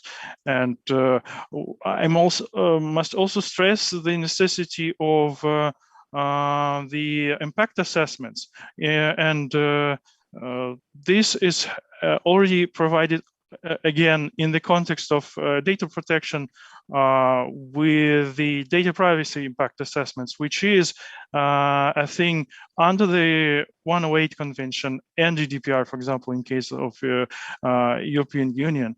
And the privacy by design and basically, these principles are now being elaborated, or rather, there are considerations within the Council of Europe current body, which oversees the production of potential elements for a transversal convention for AI, in the sense that there are already those principles which are provided for automated decision-making in the existing legal instruments. And now we can employ those and develop them further, and the same ideas, for example, not to focus solely on data protection, but rather speak more broadly about how, for example, an impact assessment should be done in terms of when you are faced with certain significant risks. And we might be talking about an impact assessment format which would consider both a threat to human rights, democracy, and the rule of law more broadly. So again, based on the existing principles, but developed in a specific manner, which would be more relevant for AI more and automated decision-making more broadly. And this is just like an legal aspect of what we are talking about. But as our panel suggests, that we are also to describe the technological ways to facilitate the goals of the regulation as well. We should also not forget about that there are these tools, technological tools, which help business community, which might help the business community to combat the problems caused by the use of technology. Which, for example, I would give an example of fairness toolkits, which are available, which are open source, and for example, some of you might know about those toolkits, for example, the IBM fairness toolkits or FairLearn or Equitas tool, or Google What If tool, or some others. I mean, there are a lot of them on the market, but as current research suggests, for example, the Cambridge researchers recently this year have studied this question on the use of these fairness toolkits, which might facilitate combating, for example, unwanted bias in the machine learning systems. And they come up with the results that, for example, according to their survey, only 54% of respondents who supposedly are well equipped with the knowledge of what should be used and what is there on the market. So only 54% knew about the existence and the ease of use of such fairness toolkits, which suggests that the awareness is not really there yet. And I think we should be all concerned about that. And about the, briefly speaking about the fair washing, which you alluded to, this is again a problem. You may remember about the Dieselgate scandal, where, for example, one of the automotive producers fine-tuned their software in such a way that in some situations, for example, in testing situations, the software would show particular parameters, and in the real operating environment, it would operate quite differently. And this is what we exactly now are facing, the same problem of fair washing, which is comparable in the AI. When you take a black box model and try to explain it away post factum with some interpretation, which might appear to be saying that the model, the underlying model is fair, but it is not. And there is research ongoing on this problem. That's when we use black box models for certain uses, this might be a problem for the society, that the developers might not be telling us the truth sometimes. So this is briefly what I would like to underline. Mm-hmm. Thank you so much for this introduction. Also, what I would like is highlight especially is the fairness toolkits, and what you also mentioned, that there seems to be, they exist, quite a number of them, as you mentioned, but there seems to be a lack of awareness, and that's really interesting and something we can come back to in the discussion. Also, thank you for alluding to the problem of fair washing. Before we continue with our other speakers, I would like to turn just very quickly to our audience. Just a quick reminder, we're looking for your questions and comments, your critical remarks, your challenging questions, because this is really what we're here for, to try and solve some of these intricate, or try to start speaking about some of these intricate problems, issues, concerns we're having in this debate. We're seeing many great initiatives, but perhaps the question now is, how can we bring all of this together? So looking at you, I have basically a question for you, our audience. What I would like you to do is participate in a little survey. Now, you can see it on the screen now. We're using Mentimeter for this exercise. If you are already familiar with Mentimeter, you know how it works. You go to menti.com, you type in the code that you can see on top here. The code is 6740606. My colleague Natasha Perutica will also be putting this in the chat, so you can simply copy the code. You can also use the direct link. So you go to menti.com, you type in the code or use the direct link, and then we have basically 3 statements for you, and we would like to ask you to rate these statements for us. And it really relates to what we just heard from our first 3 speakers. So the first question, or the first statement we want you to rate, is about synergy. How well do different policy initiatives complement each other? I put here OECD, UNESCO, the global partnership. We can widen this, and we should widen this in your mind. Second statement, which is very interesting, because we just heard how businesses might not be up to date regarding fairness tools. Here we're asking, are policymakers perhaps too removed from how the world of business works and the reality of business and implementing AI tools? And then the last statement is around fair washing and the question of whether or not there's a real danger of fair washing. You can already see on the screen, we have the first responses coming in. So I will keep this open, and we come back to this a little bit later after we heard from our other three panelists. So keep putting your answers in. We really want to hear from you and get a sense of what your opinion is on these questions, and then we bring that back into the discussion. So it will be open, and I will come back to this later to see the final result. But now, without further ado, let me go to our next speaker, which is Dr. Ben Chen. And Ben, you're doing some really interesting research that for me falls directly in this kind of gap of how does implementation look like, and what are the challenges we're encountering in implementation and in practice. So from what I understand, you looked at AI systems and their use in courts. And then in this regard, perceptions around fairness of the potential for AI judges, so how AI judges might be perceived, and the question of fairness in this perception. So from that perspective, what is your kind of view on the challenges and opportunities regarding the implementation of AI systems? And from these case studies you looked at, are there any perhaps lessons learned for policymakers? So over to you, Ben, and I'm really curious to hear more about this research. Yes, thank you so much. So as a legal scholar, I'm actually very interested in the use of AI in adjudication. And this is research I'm doing with colleagues at ETH Zurich and at Georgetown University. And so when we talk about adjudication, using AI for adjudication, one of the most persistent, strongest objections is the objection from fairness. So people view machine adjudication as somehow less procedurally fair than human adjudication. And so this is one of the main challenges, that any kind of proposal has to overcome, any kind of proposal for using AI in adjudication.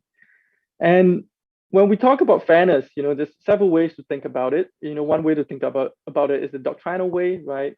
Does this conform to legal standards of how we define fairness? Another way to think about it is to be philosophical, right? So what is fairness? Can AI adjudication ever truly be fair? But the way we are thinking about it is actually the way that's most suited actually for a policy audience, which is what do people consider to be fair, right? What are lay judgments about fairness when it comes to AI adjudication? And so we have a paper, as you mentioned, it's available online, but I can summarize it in terms of 3 takeaways. The first takeaway is there is this human AI fairness gap. So consistent with the criticism, we actually do find that when it comes to ordinary citizens, they do view human adjudication as fairer than machine adjudication. And we found this effect to be quite robust. It exists, when we look at, for example, consumer refund scenarios, where it's just a simple case of refunding defective merchandise. And we also find it in cases, for example, like bail, pre-trial bail, or in criminal sentencing, right? So across all these scenarios, people consistently viewed human adjudication as just fairer than machine adjudication. So there are 2 questions, right? What is the cause of this? The other question is, what can we do about it? Should we do anything about it? Now, the first thing, what is the cause of this, is actually quite interesting. So we actually find through mediation analysis, which is a way of kind of correlating people's reported judgments on certain questions with their judgments of fairness. For mediation analysis, we actually find that the human AI advantage doesn't seem to be due to distinctly human factors, which is what I thought at the beginning. So at the outset, I would have thought that the objection was because people feel like a machine cannot truly understand them. A machine doesn't really give them the same kind of fair hearing that a human does.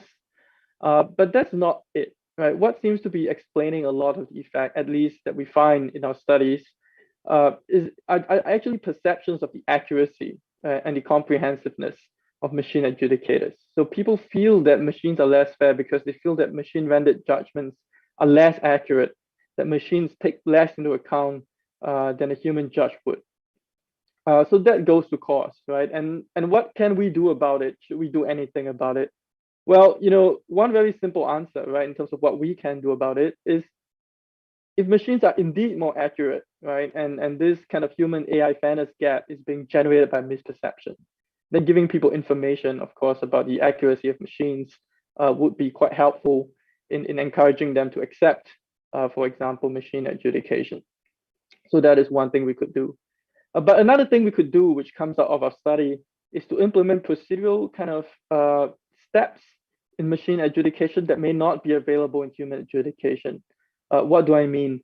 In our study, we also looked at things like, you know, the interpretability of the decision, and, for example, the opportunity for hearing.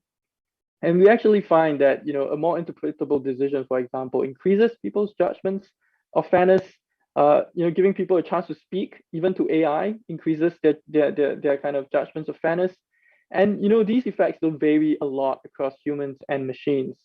And so actually, if you're using a machine adjudicator and you complement the process, for example, with a decision that's interpretable, and I'm happy to discuss, you know, what we mean by that, or, you know, by giving someone a hearing when he or she otherwise would not have had one before a human judge, then that kind of evens out this gap, that kind of closes this gap. Now, last thing I want to say, you know, of course, you can be very Machiavellian about this, right? I mean, you can take these findings and you give people a hearing, but it's a sham hearing. So they feel like they're being heard, but actually nothing's being done with what they're saying. And of course, we do want to caution against that, right? So one way of taking these findings is to be cynical and use it to exploit people's kind of judgments, right? Or the patterns of judgments. But another way to think about it is, you know, if the technology is there, right? If there is technology that can indeed, you know, transcribe speech, and there is, right, and that can kind of process it and feed it into a decision-making process, you know, making that available when, you know, that when in the human process there wouldn't have been such a chance, that could be very useful in terms of allowing people to view a machine adjudicated decision as fair. Thank you so much. There's a lot to unpack here, and we already saw some reactions in the chat, so thank you. Keep these questions coming. I see from what you just described, which is really interesting, I see some overlap into questions of transparency. But what I find really interesting is that we're essentially talking about how to engineer or how to manage this process of a human-machine interaction. And so you were talking about perceptions, and the other part of this equation is behavior, which brings me to Dr. Fadi Maki and questions around this concept of nudging, which I guess many of us have heard, but perhaps you can explain it very briefly again, just a little bit. So in your work, as I described in the beginning, it's about behavior and kind of accessing behavior on the basis of AI, big data. But can you just explain to us nudging and how it features in your work and with these questions of implementation, transparency, policy in mind? Thank you very much. That's what I will bring, a completely different perspective, looking at all these problems of technology, artificial intelligence, machine learning, but from a behavioral lens. So maybe a brief background about nudging, which has been growing steadily over the last few years, 10 years essentially, since the book Nudge was published by Cass Sunstein and Richard Thaler. Richard Thaler went on to win the Nobel Prize in Economics for his contributions on nudge theory and behavioral economics. And that book and that work on nudge and behavioral economics has inspired many to set up nudge units and behavioral science teams, such as David Cameron, probably one of the most well-known units set up in 2010, one of the earlier ones, and the one set up a bit earlier, but also by President Obama at the White House. So many governments have been doing this. So what is it that we do in nudge? Essentially, all units, behavioral science units, essentially do three things. The first thing is that they dissect the problem and the challenge from a behavioral lens, which allows us a superior understanding of human biases, cognitive limitations. Overall, this improves the predictive power of our assessment. So we understand what makes people tick.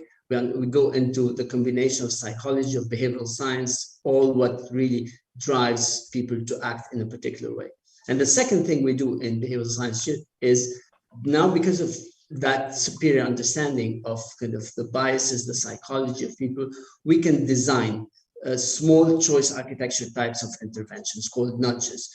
that factor in those biases. And the nudge, as defined by Cass, Sansi, and Richard Taylor, is small choice architecture types of interventions, small changes in the context within which decisions are taken that gently steers people in the desired direction without forcing them to do it, and while still being cost effective. So a major incentive is not a nudge. A ban that limits choice is also not a nudge. So it's essentially a complementary tool that kind of gets people in the right direction. And the third thing that we do in nudging and behavioral science is basically testing. So basically, we test what works from what does not work, ideally through what we call experimentation and randomized control trial, which is the field kind of which is what we borrow from medical trials and kind of to test medicine and to test drugs. So now many governments are using behavioral science and experimentation,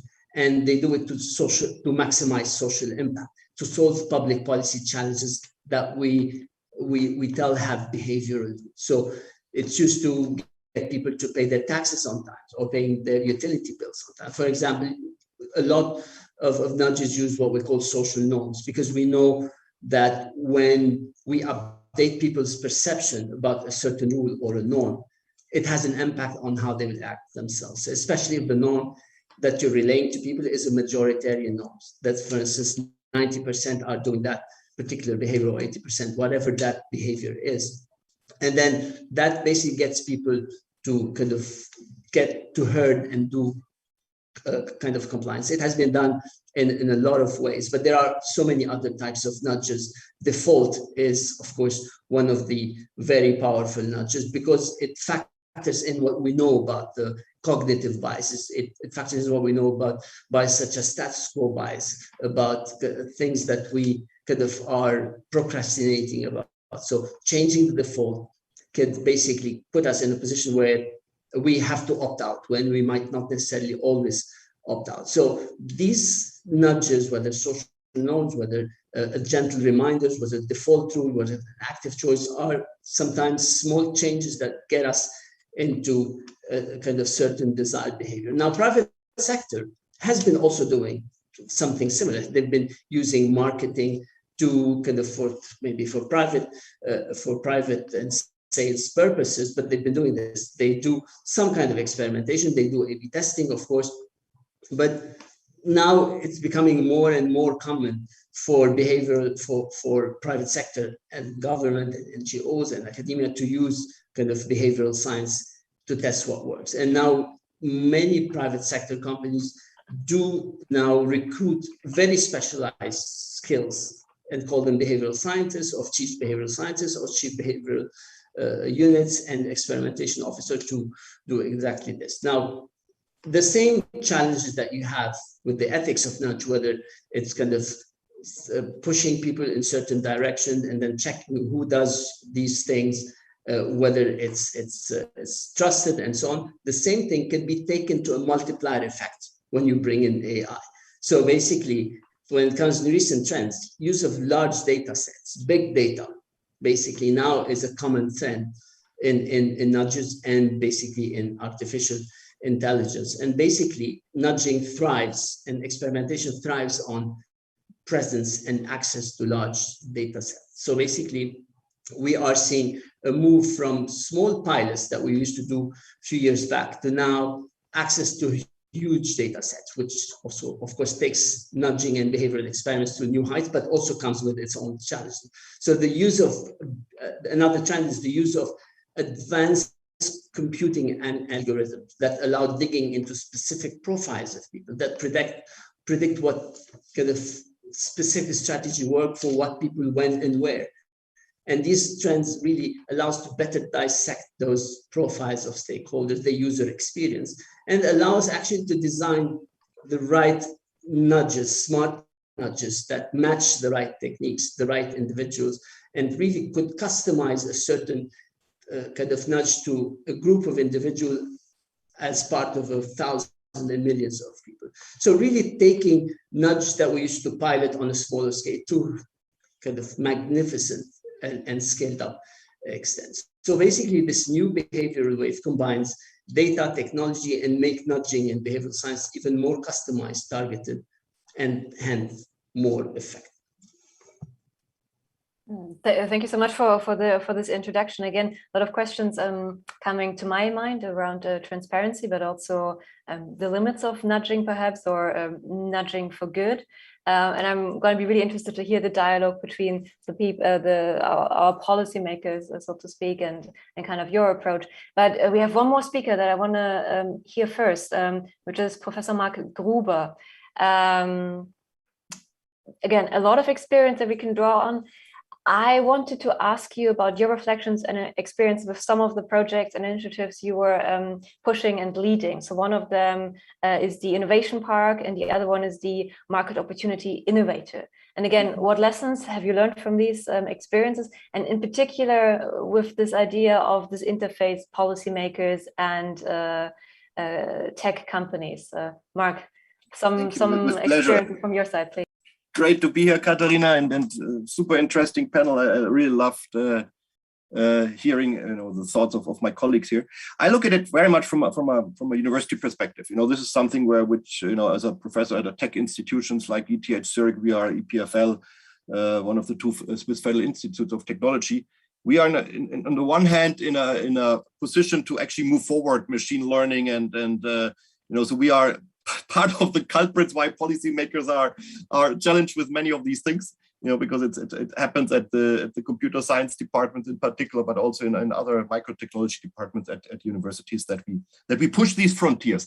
What I'm particularly concerned about and is the expertise gaps that we are seeing, because technology, not only in AI, machine learning, but in other fields, moves so fast nowadays that the business sectors and the policy makers often cannot maintain the status quo of where things move, and that's, I think, a particular challenge as an educational and a research institution to help the public sector and the private sector actually keep abreast. And I think there universities have a very critical role to play, and one is in education, of course, giving literacy. Literacy is really probably the best term to use here to the students in terms of what we call computational thinking as EPFL, which we introduced as a third pillar next to math and physics in the education of an engineer. The modern engineer, it's not only math and physics, it's computational thinking, so that the individuals we educate, and some of them go into policy making, most of them obviously go into the private sector, have the literacy to understand what's happening, not only through second-hand knowledge, but first-hand acquired expertise. And I think this is instrumental. The second element, and you've been alluding to the Innovation Park that I've been heading as the Vice President for Innovation here at EPFL for the last 4 years. What we're observing there is that we actually have lots of programs that help to bring startups through what we call a valley of death. This is the lack of funding that they have in the initial stages. So there are lots of programs on the policy levels, the cantonal, the regional level, then up to the national and European levels. And if we think that about this, we care so much about the startups making it to the market and then becoming important players in the economic system. I think if we look at the digital transformation that's going on, that is fueled to not a small extent by machine learning and AI. And the many companies that are left behind through that, especially the small ones, and Joanna talked about these programs that she's looking into, and I very much sympathize with that perspective, that we need to take care of the many small and medium-sized enterprises who don't have the ability to actually apply AI. And I think there policymakers have a particular role. We have looked at several dimensions, but this is a particularly important dimension. And I really like to link this to how much policy support is out there for bringing startups to fruition. But I think we have to do the same for the small and medium-sized enterprises who have not the expertise to actually benefit from these tools, because with digitalization moving forward like we see it, they will have competitive disadvantages, and we need to help them in that regard with all kinds of initiatives. The third element, and I know, maybe I can give you a concrete example. I'm on the board of an exciting company called Amplify, and there we are helping actually the smallest of the companies to develop more expertise in their digital marketing, because their online presence, which is all important nowadays, is oftentimes very dissatisfying. And I think helping companies and in this digital transformation, especially the small ones, is one of the imperatives. The third element that I want to mention is what I'm doing in my research is I developed a tool called the Market Opportunity Navigator that allows companies to more systematically see where they can actually create new value creation options for themselves. And I think what we're seeing here is also oftentimes the lack of capabilities, which is partly technology, but partly entrepreneurial capabilities to benefit from AI. And this is, if we put all of these three elements that I just mentioned together, there is a reschooling and a huge educational task that is ahead of universities, of private institutions in this domain. And I think the policymakers understand this. There are policy schemes out there, but I think given the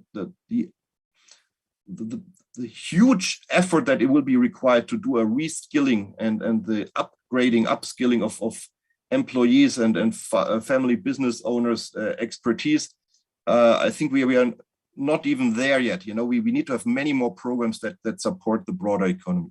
I leave it at that. I think we are anyway stretching the time, but I am looking forward to an interesting discussion with my colleagues.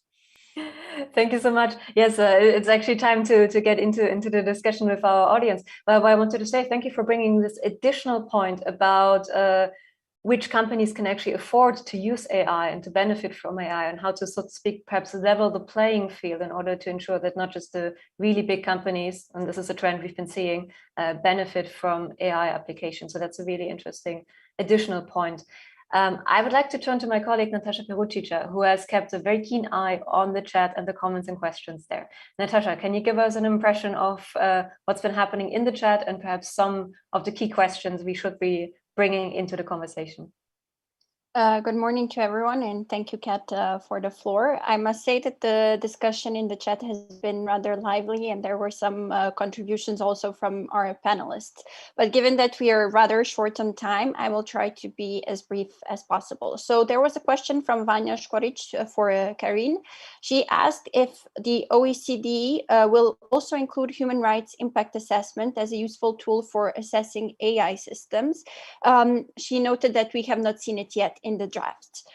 She also shared information on the work that they are conducting at ECNL on the OECD framework for classifying AI systems. And she noted that they urge any analysis to holistically assess the level of risk and to ask whether the risk can be successfully mitigated or not. On the IGF and AI, Vanya also commented that there is a need to broaden the debate to other fora. For instance, ECNL will host a session at IGF on human rights impact assessment for AI systems. Commenting on the work of the GPAI, Joanna highlighted that GPAI has human rights at its core, and that therefore every one of its projects has to demonstrate how it furthers the OECD AI principles or the UN Sustainable Development Goals. In terms of better understanding between different stakeholders, Atef Ahmed said that global governance could be a tool that could help ensure that different stakeholders involved in policymaking speak the same language. He also reflected on AI and justice, where he added that he's not sure how robot judges can understand that mercy is above justice and justice is above law. His question was answered by Alexander, who underlined that machines do not yet have real understanding, comprehension of the notions which are required for serving justice. There was also a comment from Daniel, who noted that an AI Awareness Day could be a reminder for the public and initiate regular discussions on AI. And lastly, there was a question from Ben from Deborah. She asked whether or not there is another aspect which is linked with perception of expertise and competence, i.e. Which are hard human skills. She also had another question for the audience and for the panelists, where she asked if anyone is aware of anyone developing personal AI and personalized algorithms. That would be all from the floor at the moment. Thank you so much. So we have a couple of specific questions. So perhaps let me start with those. So Karine, do you have any comments on this question of human rights impact assessment in the context of your work? Yes, human rights are part of the classification framework, but we don't get into very much detail about human rights, although they are a bit quite present throughout, to the extent that human rights are also going to impact well-being and other. But the classification framework itself doesn't go into specific areas in very much detail, and in fact, that's the reason also why we're working, we're participating in the Council of Europe's work, and vice versa, to make sure that these frameworks are that are complementary, because of course the Council of Europe's work, it goes into human rights into much more detail, and so that's so we include human rights, and we're leveraging the same. We're leveraging actually a lot of resources from the Council of Europe there, just to make sure these are interoperable, but our main focus is not just human rights, it's human rights and more. And in terms of testing at ECNL, you mentioned of the OECD framework. I'd be really interested in a little bit more information on this. I think this is something, it's perfectly timely now, because we've received we've had a public consultation phase where we've received many comments on the framework. So we're integrating those comments and making adjustments where needed. And so this is a fabulous time. And then in terms of holistically assessing the level of risk at class, that is work in progress, and so happy to say more, but maybe not right now. Just one other point, since I have the floor, I'd just like to mention a couple projects, because that are relevant to the questions you posed, Katerina, to the floor, and I just wanted to mention two projects, you know, that just because I think they can be relevant. You asked a question about you know, how do different international policy initiatives complement one another, and I just wanted to mention, because it's fresh off the press, is that we launched a platform called globalpolicy.ai yesterday at 4 p.m. and that's a platform that brings together 8 intergovernmental organizations and regional organizations. You know, it's the Council of Europe, the Commission, the Fundamental Rights Agency, the Inter-American Development Bank, OECD, United Nations, UNESCO, and the World Bank. So these are really intergovernmental organizations, because we wanted to start concrete. And so this coalition really is dedicated to trustworthy AI with complementary mandates, and it aggregates these organizations' work on international AI policy, and is a venue that helps us to identify, you know, commonalities, common projects, etc. So that's one I wanted to mention. And the second question, you know, there was a discussion on, you know, concrete tools that exist but that are not necessarily accessible, and so that's another project that we've been working in another group of 1AI over the past year and a half, and so we're building actually a catalog of tools that, again, you know, completely open with API, so that anybody can access it, and classifying tools into technical tools for trustworthy AI, you know, including standards, toolkits, software tools, etc. Procedural tools that are more, you know, process-oriented, operational implementation guidance, and then educational tools. So I just wanted to flag those, because they seemed relevant. Thank you. Sorry for taking up more of the time I should have. No, thank you for giving a broader framework. And there was a direct question for Ben, so I would also like to hear from him on this question of mercy, perhaps. But then also there was a question alluding to hard human skills in terms of expertise and competency in the judiciary process. Ben, any reflections from you? Thank you so much. You know, I myself am quite skeptical about the use of AI in education, to be honest. So now I'm taking the opposite position. What's the best that can be said for the use of AI in education? And when I reflect on it, sometimes the criticisms of the use of AI in adjudication are a little unfair. And the reason for that is that we're holding AI to certain ideals, right? We have this picture of idealized justice, and we're saying AI is falling short. But on reflection, I mean, our current system of justice also falls short of the ideal, right? In the cases I know of, for example, in the United States, many bail decisions, they are made in, literally 10 seconds, right? Defendant comes in, oftentimes doesn't have a lawyer, doesn't get to say anything much, the decision's made, and then the next one, right? They're basically, factories for producing dispositions. And when we look at what's actually happening, then the idea of using, AI as adjudicators isn't that bad, right? The idea isn't that bad because, it's not like the humans are doing much better, right? And even though we have this idea of, having your day in court, the 16, 20-day trial, where you get to kind of put across your point of view, cross-examining witnesses, that's really very rare in the justice system, right? I mean, most of the time, cases are processed so quickly by judges who rely on little more than snap judgment, right? Especially for things like bail, right? And if we, in a sense, compare apples to apples, right? We don't measure AI against some idealized standard of justice. We measure AI adjudicators against what we actually have right now. Then, I would say on behalf of AI, it's not that bad, right? I mean, it doesn't seem like, the humans are getting it right all the time. There's a famous study in law that showed actually that human lawyers were worse at predicting Supreme Court opinions than AI.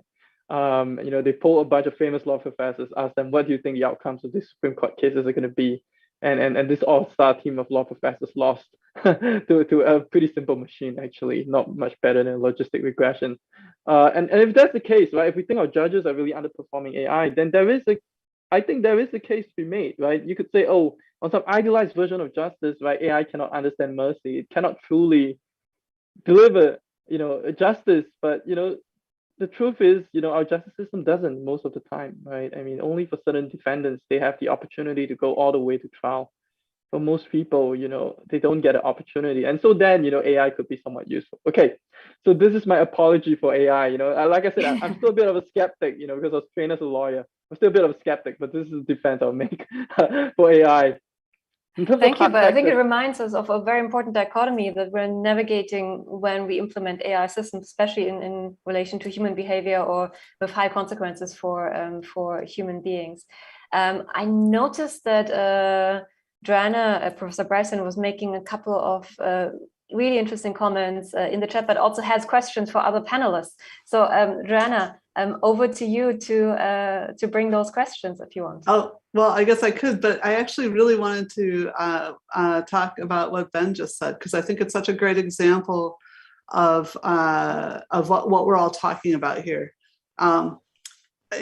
Because he said, I was surprised that Ben, and maybe Ben wants to come back, is that you said that you're a skeptic about this, because I think we're all becoming more productive with AI, and we shouldn't be talking about sort of binaries. And there's like good and bad ways to deploy AI and everything, including adjudication. So I think that was sort of what Ben was saying at the end there. Like there's a huge concern about access to justice, and everything from the case that he was making there about these speed court things. They're just not fair, and there's enormous backlogs and who gets what, and of course then which discriminated against group is more likely to not get to do bail, and all those kinds of problems. The point is that a lot of the law is already algorithmic as it tries to deal with the scale of our society. And when you do use artificial intelligence to implement such algorithmic details, at least you have something you might possibly be able to get at, recognize a flaw, and then escalate it. So if it was built right, it could be a way to really use the humans to handle the things that need to be handled by humans.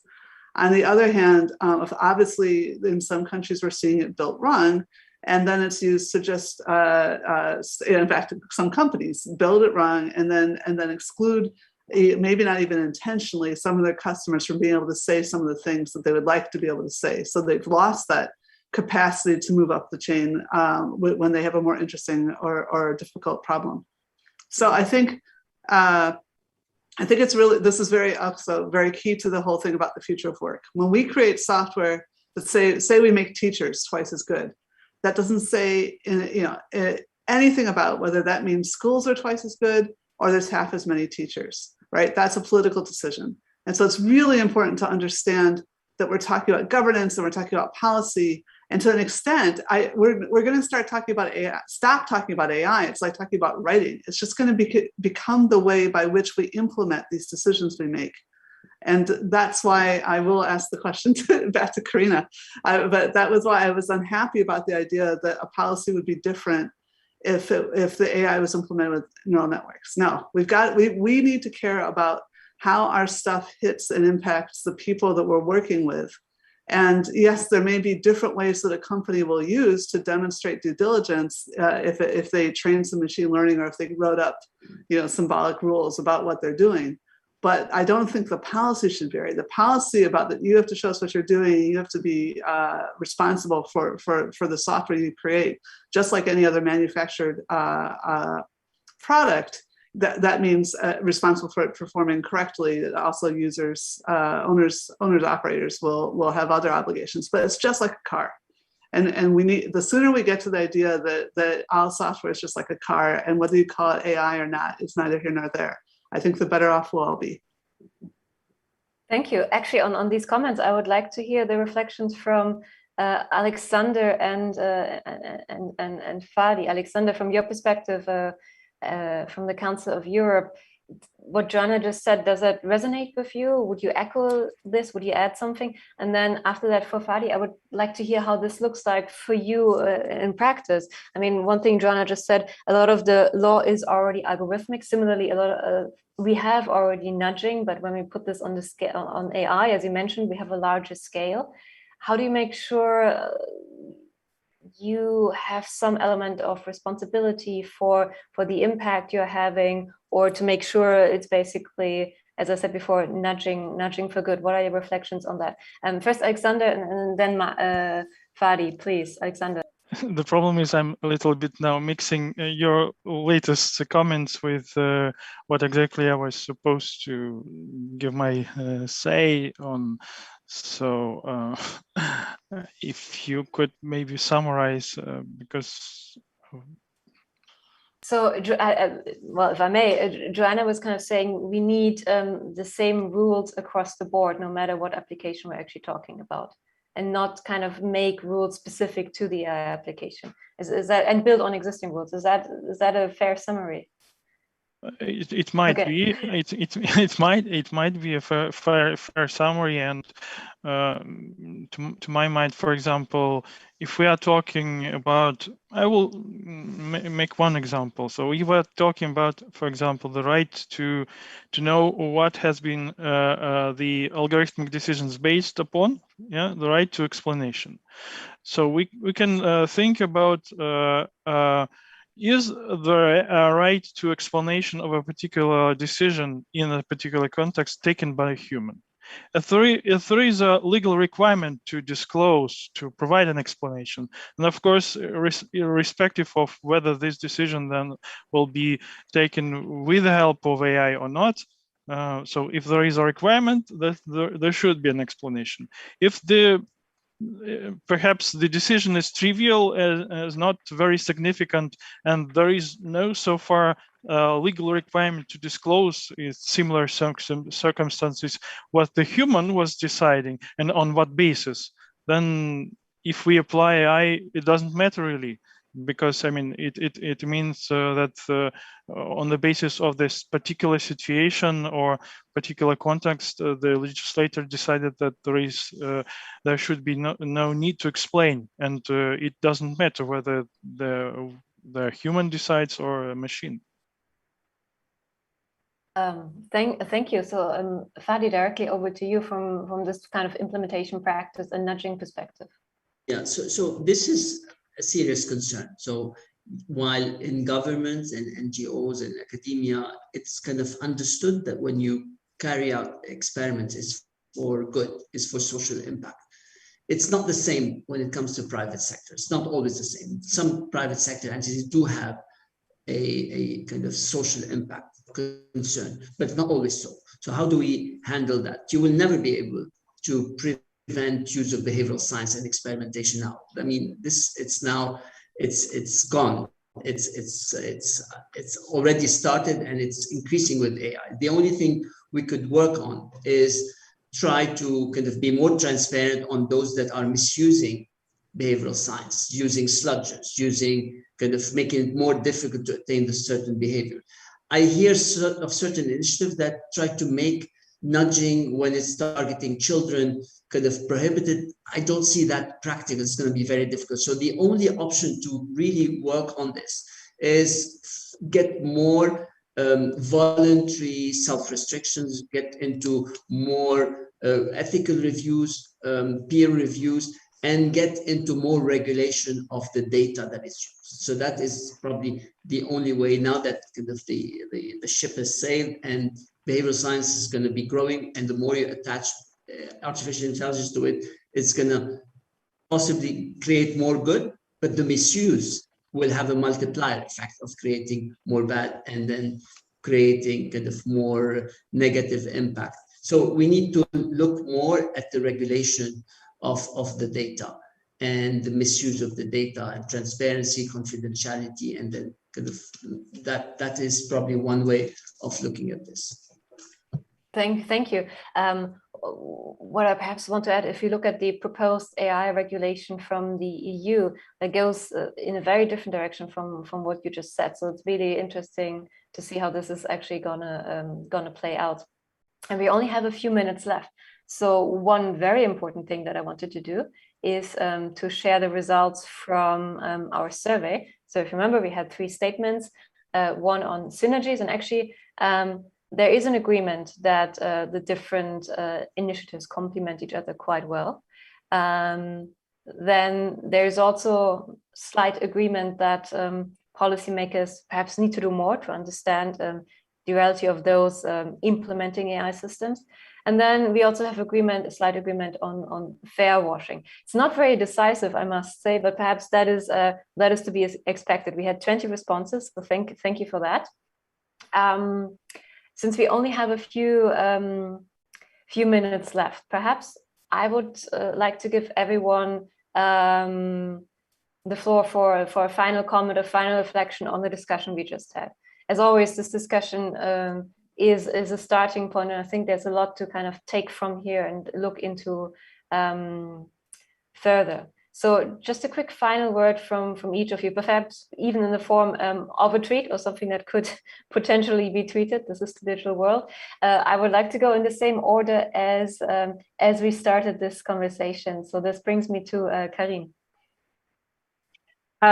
This is hard.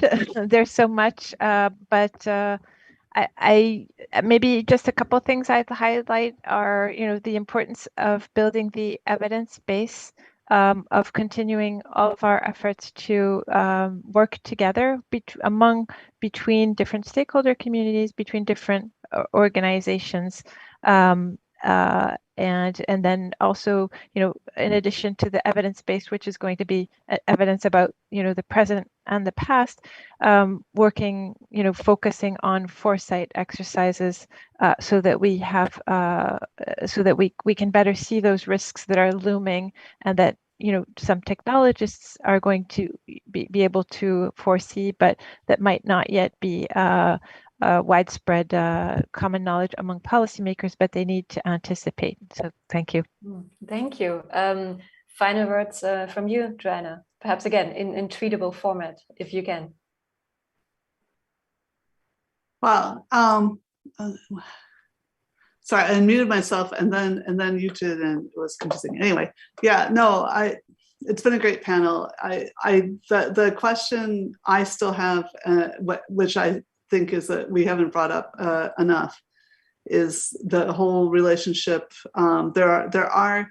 I think governments are essential. I'm really glad to do something that helps strengthen the cooperation between governments, so governments can keep improving themselves. But we have seen governments be corrupted, even in leading democracies. And so we do need to look at what's happening with respect to some of these efforts being put together sometimes by really large companies, which I think have probably been allowed to become too large. But still, they're the ones who are actually doing things like some of this nudging. And they're doing it in the open. They have companies and everything set up to do it. and yet I'm not sure there's adequate oversight yet. So I have hope, but I just, there's work to be done, and you guys are doing it by running this conference. So thank you. There's definitely work to be done. Alexander, your quick final word. It was very interesting and informative, and I would thank all the panelists for this interesting dialogue that we have. Yeah, exactly. I couldn't agree more. And Ben, from your perspective, any reflections? Thank you. This was very fun, and I really enjoyed seeing the comments. I didn't get to respond to each one of them, but I'll just say the following. Legally trained elites, they tend to think that AI justice is bad justice or no justice at all. But I think sometimes it's important to also ask the people who are subject to the process, right? And I don't think their views are determinative, but at least I think their views are sometimes quite illuminating. Thank you so much. Fadi, any final words from your side?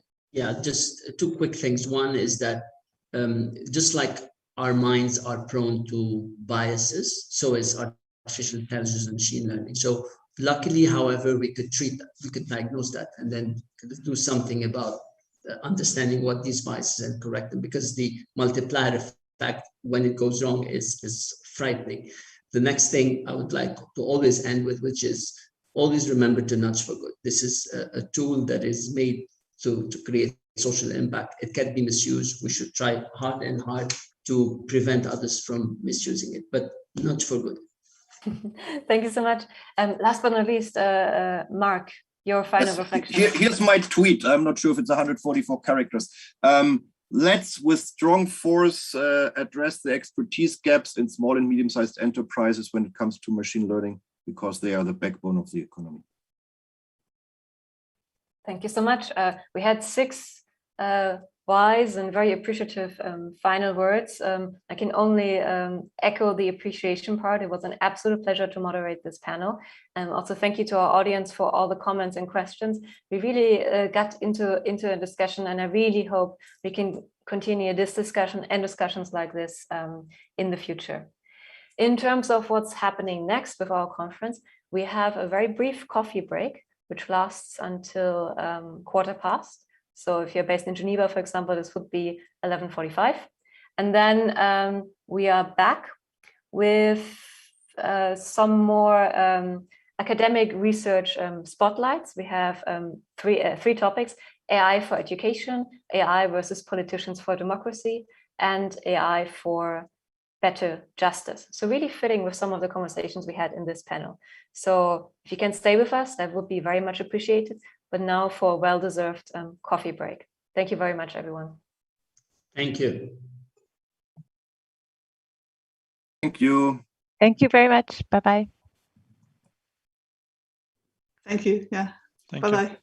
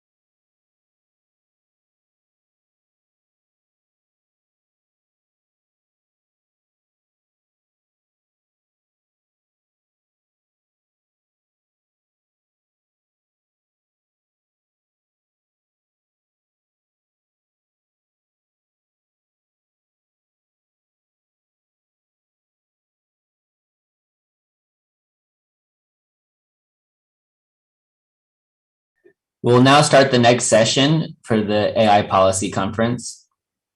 This is the next Research Spotlight session.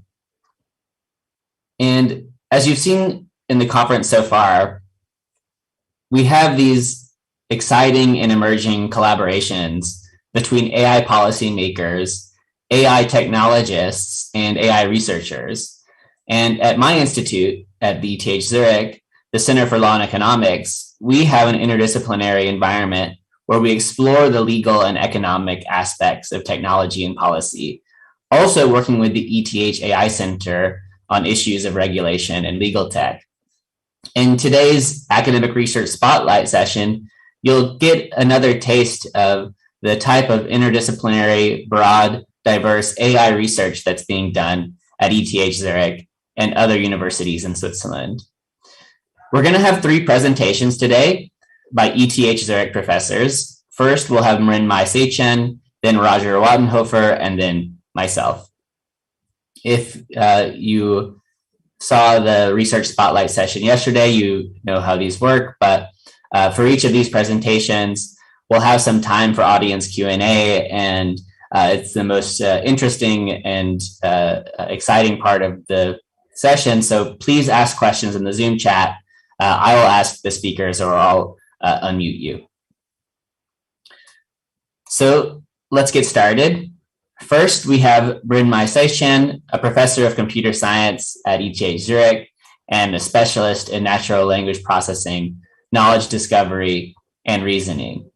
Today, he will present on AI for education.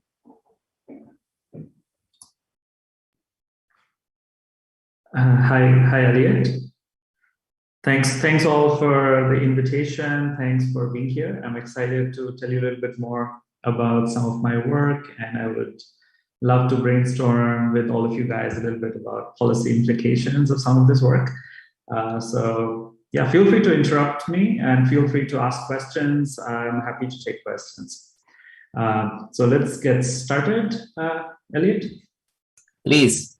Okay. So this is so today's talk is about some work that we have been doing in my research group on natural language processing for education, where we are trying to think about how we can build systems that can be useful to improve educational technologies on platforms such as MOOCs. And this stems a little bit from my PhD research on sort of building models that can answer these kind of questions, as you can see on the left, but also on understanding textbooks and incorporating natural language processing models on this kind of data. So let's get started. So for those of you who may not be aware, natural language processing is a field at the intersection of computer science, AI, and linguistics. And the goal is to essentially enable computers to understand language and at the same time to be able to do tasks that are useful. So we're thinking about tasks like asking a question to Siri or Google Translate. You can think about these as some practical, important applications of natural language processing. So NLP is awesome, and we've made a lot of progress in the recent years. For those of you who've been following, you might be reading these news articles about how now we have a computer that can beat humans on quiz shows, on popular question answering benchmarks. Our models are kind of approaching human performance. We are achieving human parity in speech recognition, at least on some data sets.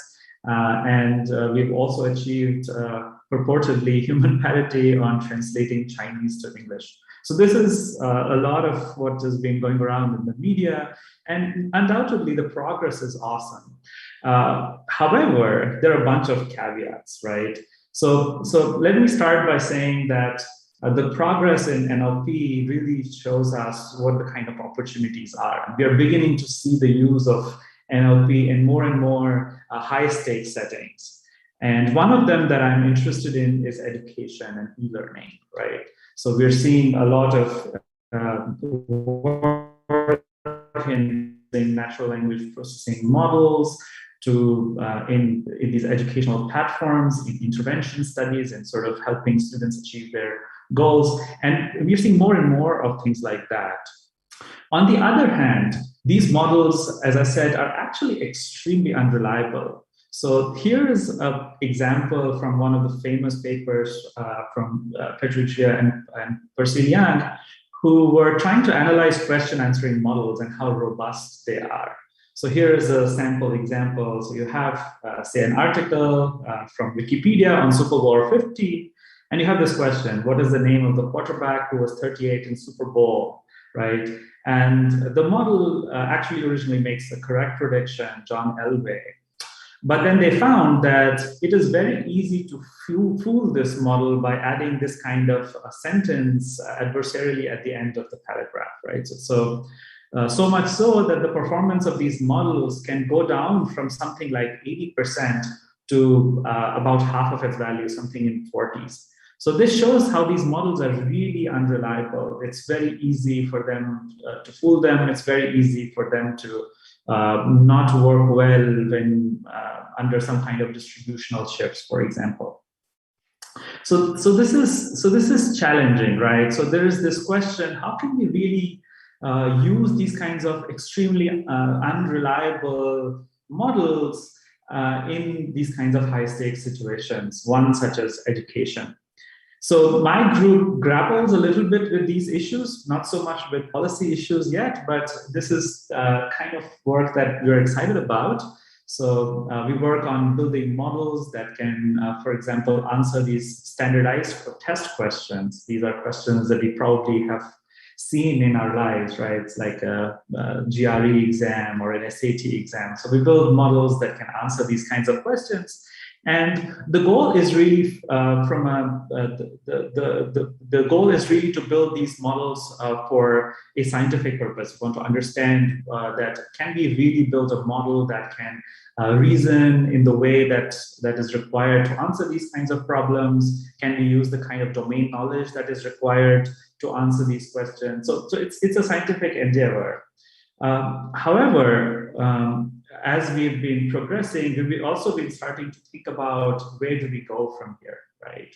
So we have a bunch of work on reading comprehension, on these kinds of math word problems known as algebra word problems. And you have probably seen some of these at school. Liz had 8 apples. She gave some of her apples to John. Now Liz has 2 apples left. So how many apples did John get, right? So it's a fairly simple textual reasoning problem that we see in the student curriculum, and we've been doing some work on building models that can answer these kinds of questions, map them to some kind of a meaning representation, and then solve them, right? Then we've done some work on these kinds of geometry or physics problems on the right. So we've done some work here.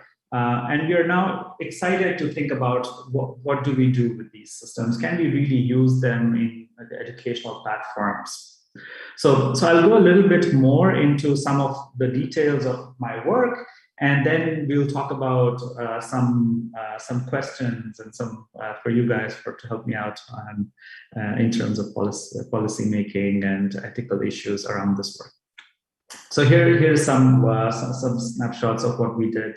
So here is an example problem of a reading comprehension task. You're given a passage like this on the left, and you're asked a question with possibly multiple choices on the right. What made Anna very nervous?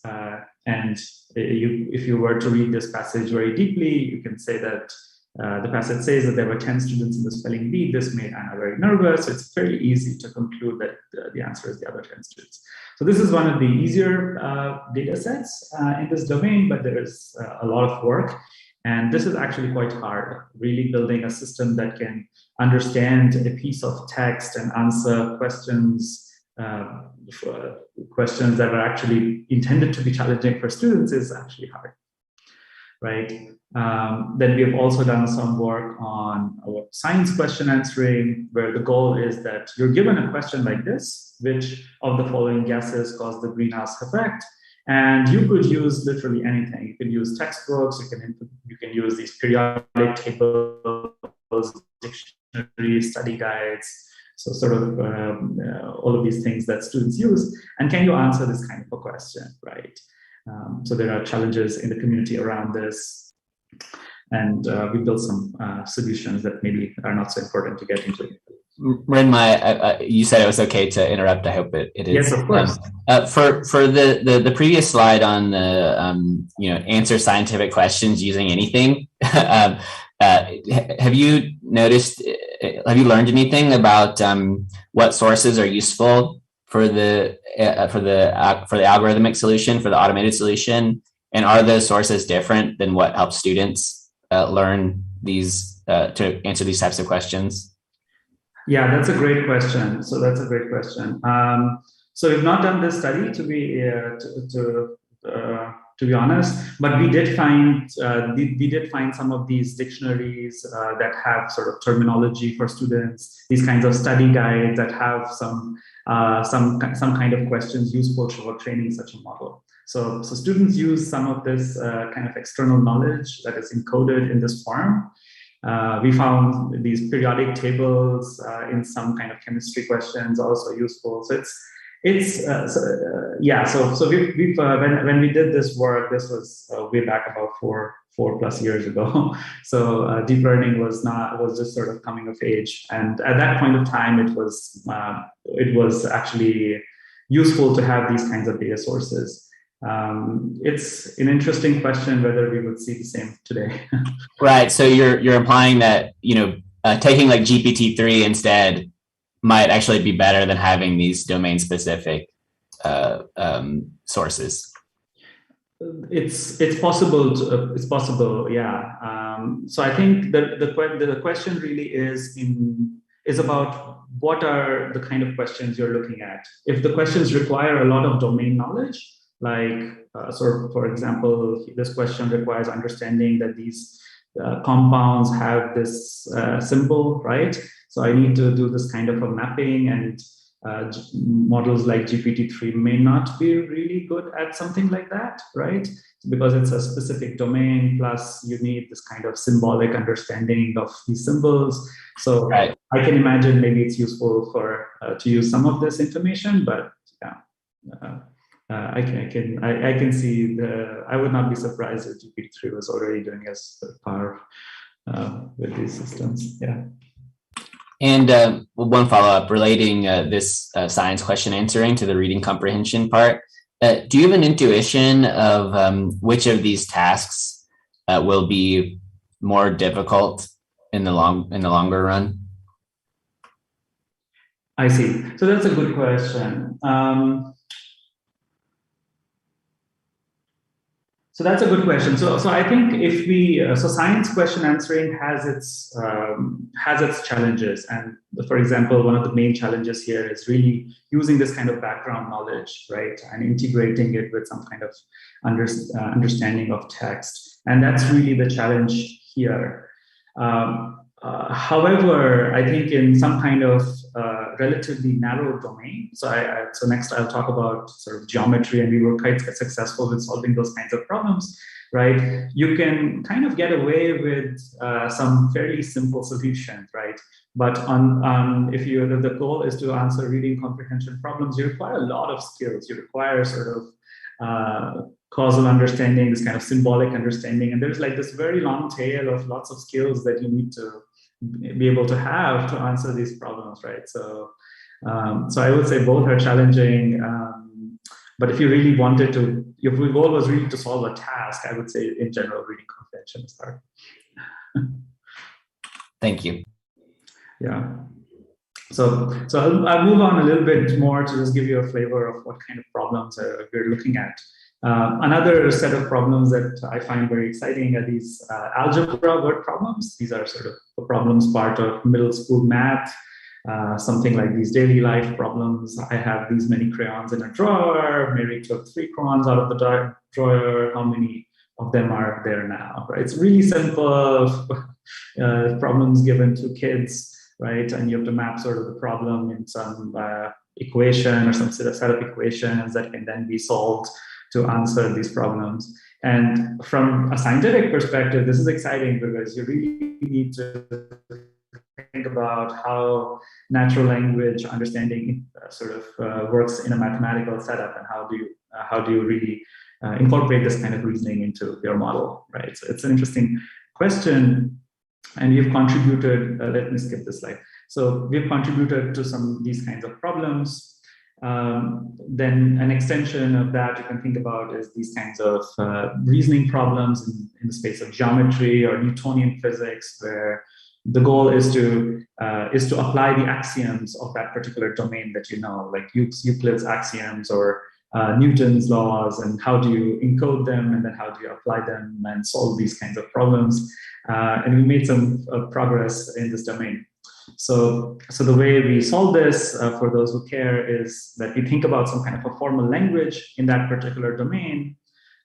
We extract some of this information from either textbooks or using some domain expertise about the subject. Then this is kind of domain theory, which encodes these axioms of geometry or physics that I was talking about. And we have some methods to extract them, maybe semi-automatically from textbooks. And then once you have this kind of a question, we have a parser that maps this question or a diagram into some kind of a representation, integrates this into a joint representation, and then reasons using this knowledge that we have. So this is sort of the overall flow of how things work. And I'll quickly move on to like a demo, maybe that's more interesting. So we did this work on a real standardized testing data set. We used questions derived from the SAT exam. So we had like a practice exams and a real SAT exam. And then we also took questions from a textbook in India. So we have a bunch of data sets and we analyzed this. And this is how things work, right? So we found that an average, so this is how the average student does on these three different data sets. So we have a practice SAT exam, an official SAT exam, and this textbook data set I was talking about. So the average student scores something in the range of 40s and 50s on these three different benchmarks. So we're using, by the way, the standard SAT scoring guidelines. You get 4 points by answering a correct question, and you get -1 if you answer a question incorrectly, right? So random guessing gets you 0. So this is how the average students do in this test. So then we found that if we build like rule-based, what is known as like an expert system, we can actually tune it. So we did some work on tuning it on one particular data set on this practice portion of the exam, and we can do quite well. But then it ends up not doing as well in the official exam, and it does much worse on the textbook data set, which is actually much harder. And then the sort of the technique that I described using the parsing to programs system, if I give it actual axioms, so all the axioms are now encoded by me in this first one. So there is a lot of human intervention that's going here, right?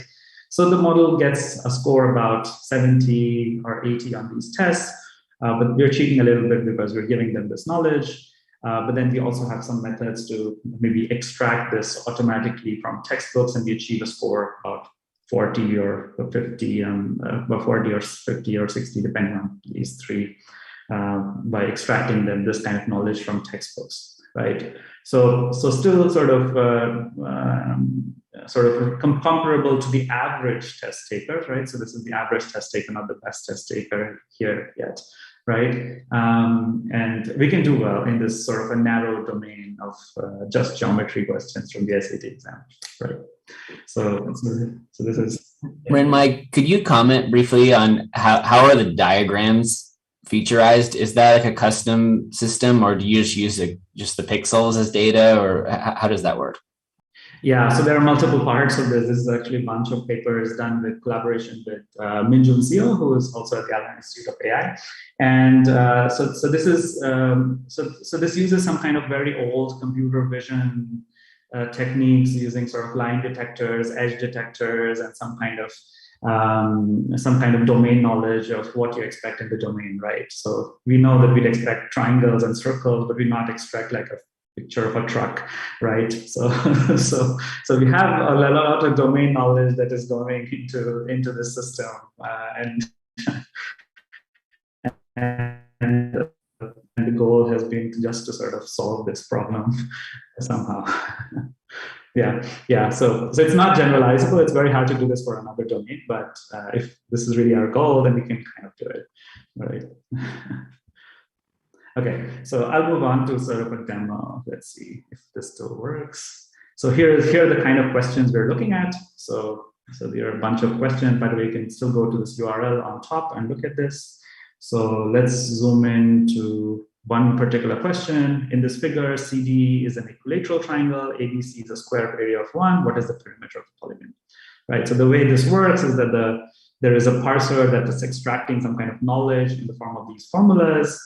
And then it is using some domain knowledge here to solve this question. So this is how it's doing this. It looks at the side of a square. It says the side of a square is a square root of an area. So it says all of these sides are 1, and then says all of these equilateral sides of an equilateral triangle are equal. So each of these are 1, and then it computes the perimeter by applying the formula of like adding up the sides of a polygon.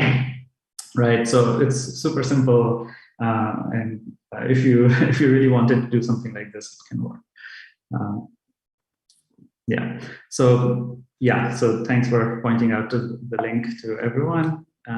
Okay, so let's move on. So this is sort of old stuff. A lot of this was part of my PhD thesis, and I want to tell you a little bit about where we are going next. And this might be more relevant to sort of policymakers and what they think about this. So one of the things that we are now trying to think about is how can we use these solvers, these kinds of work that we've done building these solvers in say intelligent tutoring, right? So one of the things we can do is that we can maybe use interventions from these models to assist students if they're trying to learn how to say understand geometry, right? So here is an example from a tutor built at Carnegie Mellon by Vincent Aleben and others, and there is some work going on in integrating our work into this cognitive tutor. And here's how this works. So there's the student who is trying to solve a particular problem and wants like some kind of a hint because they're stuck and they cannot solve this particular problem. So the system produces this kind of hint.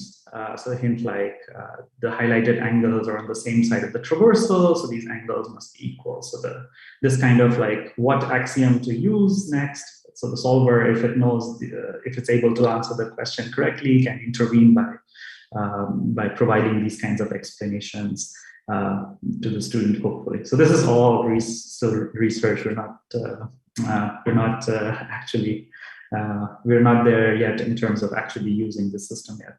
So, but this is something that I'm excited about, trying to think about how these kinds of solvers can be used to improve education. And then we're thinking about other ways of enhancing these intelligent tutors with natural language processing, right? So you can imagine that we can use these kind of hint generation systems, we can use retrieval-based systems. There's some work we're interested in on sort of a dialogue-based tutoring agent, which sort of has a dialogue with a student, engages with them. So it's sort of very hard problems, mostly in the domain of research. So here's one example. So one example is that, let's say a student comes to me and has a particular doubt in a particular question. How about we don't even give them an explanation. We have a corpus, a catalog of questions or solutions and videos, maybe generated by teachers, by actual teachers. And what we return to the students is just like a similar question and how to solve that similar question, right? That's sort of the easiest way of helping them, right, in this particular context. And there's this work we are doing in organic chemistry for this problem. Another piece of work here that we are, this is exactly not what we are doing, but we are looking at sort of generally hint generation with NLP. So if you have a particular textbook and this kind of a question, can you provide hints by highlighting maybe part of the textbooks that gets used in answering this kind of a question, right?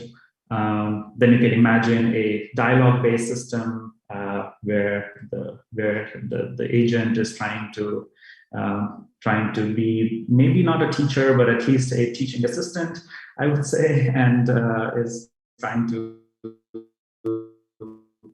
give feedback to the students, for example, and using some kind of these teaching strategies, right? So the agent gives students some kind of feedback, maybe gives them some kind of information, maybe a hint, maybe elaborates on some particular thing, summarizes, maybe recaps the thing that has been discussed so far in the conversation. So a bunch of these strategies that teachers use. So the challenge here is like, can we build a system that can be used in a tutoring setting?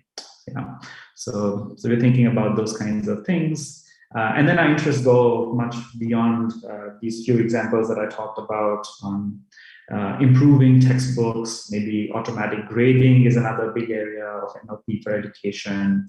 These kinds of reading, writing assistants that you see, such as in Google Docs or a bunch of others, grammatical error correction systems, etc.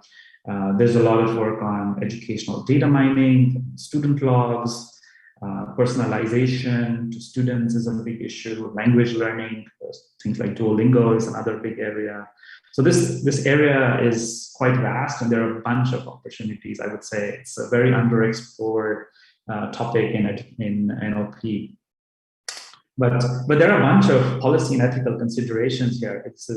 Education has traditionally been tackled mostly in a very by teachers, and there is clearly a relationship between the student and the teacher, and we're trying to sort of intervene, right? Some degree of trust that we're trying to intervene in building these systems. So it's important to think about these considerations, right?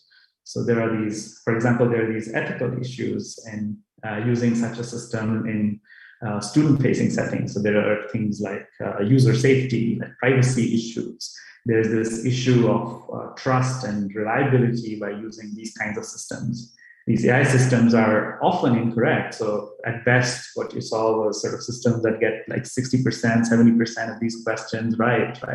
So when these systems we cannot, as engineers, cannot trust them, how can we allow students to trust these systems, right? But at the same time, it would be really useful to have something like this, right? We would really love to have systems that can scale education. I think scalability is the biggest challenge in the third world, where people don't have access to great teachers, right?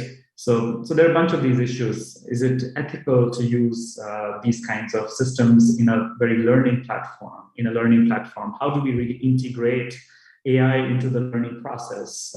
Clearly, they cannot replace teachers, but how do we think about like the power structure here? Can we think of these agents as assistants so the students don't completely rely on them, but can somehow make use of them? So there's a lot of like computer-human interaction issues here involved as well, right? And how we really position this is a challenge. And this is especially important because often the target population here are not even adults, right? So there are issues of multiple kinds of issues like fairness, transparency, bias. These models are known to be to have these different kinds of biases, such as gender biases. One key thing that shows up in a bunch of AI applications. So clearly, how do we tackle these kinds of issues? There is some discussion, of course, in the field on how these kinds of systems are going to replace the workforce. I don't so much believe this is going to happen in education. I think we have a great trust in our teachers, so that's not going to happen. But maybe, I don't know, very, very far into the future, this would be an issue to think about. Another thing to think about is sort of the cost-benefit analysis. So clearly in education, we really, really want this. There is a huge benefit to be had if we can improve textbooks or translate textbooks into other languages in which they're not available, right? And make this accessible to people who cannot otherwise access this kind of material. So there's a lot of benefit to be gained, but we need to at least understand what the costs are, right? And somebody needs to do this analysis. So yeah, that's all I had. I would love to hear thoughts from people around these things. Thank you, Mrinmay. We actually have an interesting question just on this slide. I'm going to unmute Deborah Webster so she can ask the question. Thank you very much, Alice. And thank you very, very much for your insight. God, I love the way you guys think. I was just wondering so I'm always looking to how we could improve the democratic process. And I shared a link in the chat to explain further my thinking, because we don't have time here. Could we use this learning model to quote unquote, teach voters how to be more discerning in the policies they're voting for, so that they're more engaged and more conscious and conscientious voters, so they're not just sucked into the spin of politicians? Yeah, thanks for the question, Deborah. This is really interesting. So there is a lot of, I cannot imagine how my work directly can be used in this domain, but I can definitely imagine there is a lot of scope of natural language processing models here. So one can imagine thinking about argumentation. How can we place these arguments in the right way, right? There's this work on the IBM debater, which builds like these arguments in a debate.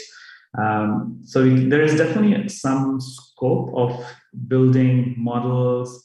There's definitely scope on sort of building models that can argue positions, can inform users, maybe can take a more logical or a scientific process of argumentation in mind.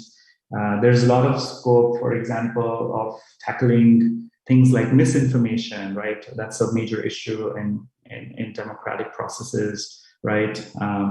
There's a scope to use these models in tackling the menace of disinformation and be able to argue a certain position from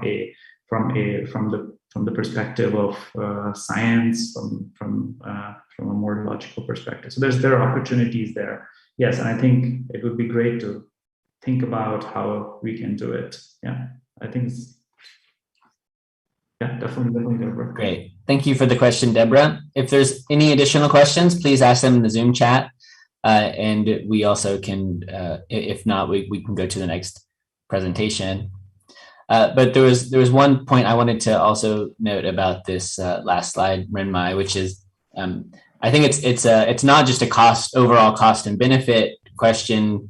I think there's also a lot of distributional consequences, because you can imagine that some students will benefit from these tools more than others, and for some students they might be much better off with a human teacher.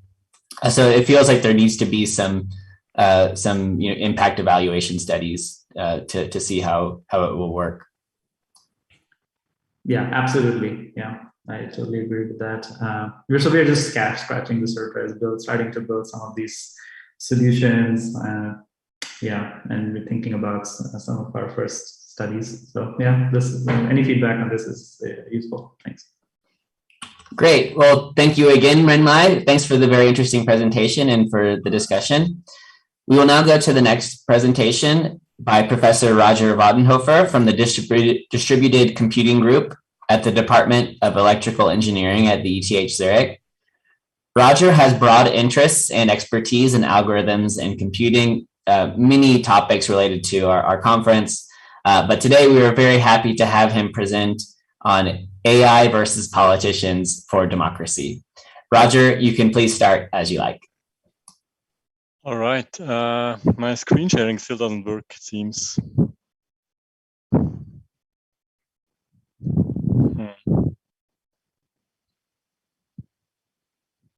Are you logged on separately from? Yeah, I have another machine. Maybe I need to do it like this.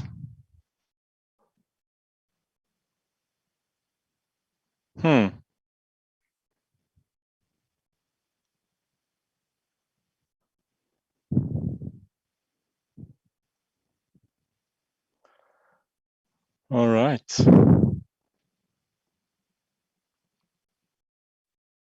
Maybe try it again now.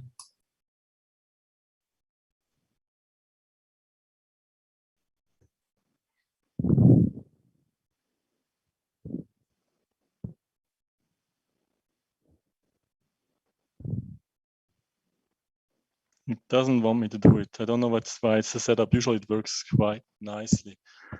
So I probably have to do it with my regular computer screen here, like where I was hoping to see the chat and stuff like that. That's why I usually use the tablet for these screen sharing things.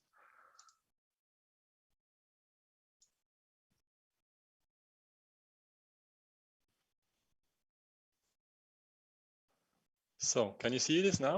Yes, it works well. Okay, so now I don't have any notes anymore, but let's hope for the best. So thanks for the invitation. So my talk is going to be quite different, I think, from the other research talks you have seen yesterday and also so far today. So all the others seem to kind of present their, best of research, whereas I do the exact opposite. I present not just the worst of my research, but also something which is not really published research in any way. So I want to thank my student, Zhao Meng, who worked with me on this, but this is really work in progress in this sense that we only worked on this in the last week. I made him help me with getting some plots together that I'll show later on. All right, so I want to talk about what really should hit the core of this workshop in some sense, the AI versus policy, and I'm looking at it from the angle of really replacing politicians with machines, okay? So you get into the right spirit of this talk if you think about something like this, some dystopian future, where the AI controls the world. I'm actually trying to sell this to you as a good thing, but I hope you disagree, and then we get a bit of a discussion going. All right, so here I have a bunch of politicians. Personally, I don't like politicians very much, not even some of those that are on this picture, but maybe you do like politicians. So if you do like politicians, or particularly these politicians of the G7 here, then I have another picture from you. This is from The Guardian. Apparently, these are the worst politicians, according to The Guardian. I didn't choose them. These were like, this picture was given to me by this Guardian article of the 9 or so most hated politicians in the world.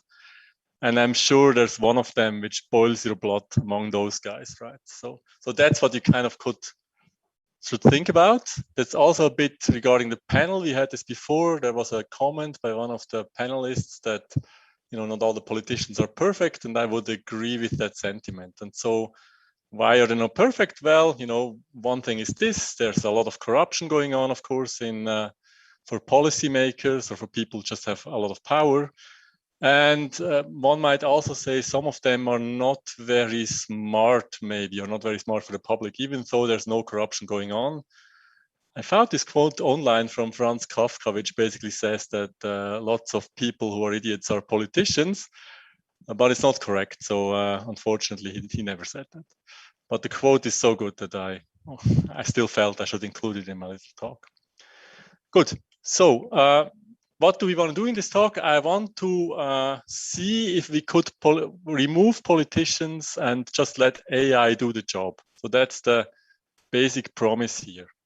Is the AI that we have today still worse than the politicians? So that's the question I wanted to answer. And when I say that, I should maybe quickly say what my model is. So I think about democracies, and of course we have different types of democracies. These are on this picture maybe the two most important ones. So we have direct democracies, where the public, the people, kind of directly decides on laws and rules, how it probably was in ancient societies like in Iceland or so. It was a bit like this at some point, and maybe also in other parts of the world where the society is very small. These days, most of the democracies, of course, are more on the right-hand side here, where you have elected representatives, and then they vote for you, they decide on the laws and the rules. Usually, people who come to Switzerland are surprised that Switzerland has this left element as well, more than most other democracies, I would say. We have some kind of direct decisions as well by the public. But I would say the majority of decisions still is taken by elected representatives, even in Switzerland. Some people usually who come from Germany, especially, they oppose this idea of direct democracy as we have it, or semi-direct democracy as we have it in Switzerland. They think the people are not smart enough to decide on the rules and laws. I personally would argue that deciding on rules, laws should be actually easier than doing the detour through politicians first, because then you have to decide which politician will decide, right? That sounds almost more complicated. So I would say certainly not clear that the left one is much more difficult than the right one. But I'm looking at the left one in my talk. I really want to get rid of politicians. So in Switzerland, we do, as I said before, we decide on issues quite often. So about every 3 months, there's a vote, and in some places even a vote like this still exists, that people gather and they vote, not very privacy oriented, I should say. But for most of us, it's actually more like, there's a vote every 3 months on some issues, and you go there and you do the vote. Now, we as humans, we can do this every 3 months, and even then, it's kind of happening quite often. So if you look at the calendar, so to speak, only once in a while we have to make these decisions. But I would be looking at the situation where we remove the politicians, so we have to decide all the time. It's like, the parliament decides or the government decides maybe every day on several issues. And I want really the people to make this decision every day. So every day I want several decisions to be made by people, which is basically impossible if we do it naively, right? Nobody wants to vote every day about things. So AI to the rescue. So an AI should come and make the decision for us. So that's my plan here. And let me go there. There were some things in the chat, but now or being truthful, yeah. So we'll see, So what is the first idea? The naive idea is this.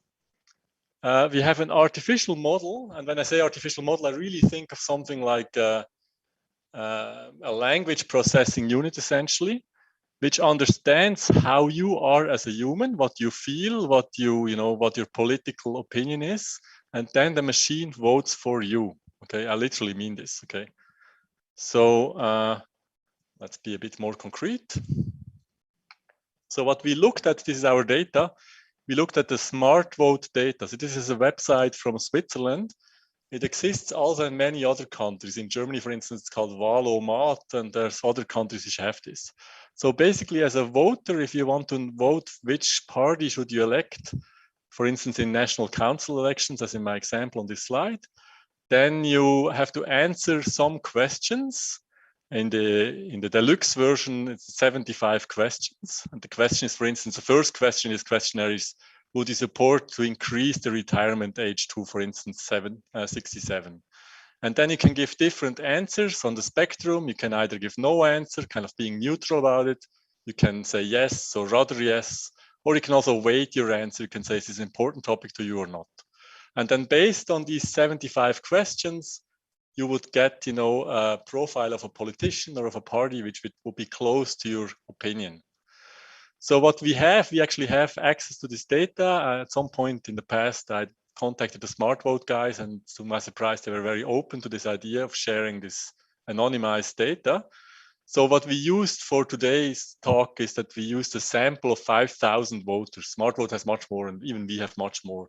So in fact, for Switzerland, I think about 10% of the voters are doing this. So it's quite substantial. And we know for them what their opinions are. So how do we do this now? So we feed basically the human profile, so what the human wanted to do in Smart Vote, into a natural language processing brain, if you want, okay? And we also feed a voting question, a new voting question into the brain, something like, should we do this or that question mark, a yes, no question. And it's important that this is really a text question, okay? It's not something which has been, augmented in some ways, or, people make computer programs out of it. It's really the same question that usually a voter sees. So we feed the two things into the NLP, and then the NLP, the machine is going to tell directly yes or no. And the idea is then that the machine will do this for all the voters in the country, so to speak. They all have their profiles stored, and anonymously maybe, hopefully. And then the machine would say the majority of our citizens think this is yes or no. And you can do this, of course, several times a day, as often as you like. It doesn't cost much computationally. So how we're doing this, we use one of those language models which can process language. This is what we need for the voting question, for instance, and in fact also for the human profile. So words basically go into this machine. We use the machine BERT. That's why we see BERT here, because it's quite easily available. And we could train it within the week we had time to do this talk. So maybe very quickly, some details how we do this. So we take of the 75 questions we have answered, we take about 60 of them, and this is what we train the system with. Okay, so with the 60 questions we train the system with. Basically, when we want to understand a human, we take the first question, question Q1, and what the human answered to Q1. We take the second question, Q2, what the answer is to Q2, up to Q60, so to speak. We leave one out usually in the training, and then we add one of those questions at the end. And we want to check what the machine would say. This is how we train the machine, how we fine-tune the machine to this voting task. So we check what is the answer the machine gives us, and then we check what did the user actually answer for that. And then we make the machine better, so to speak. So that's the plan, doing this for BERT.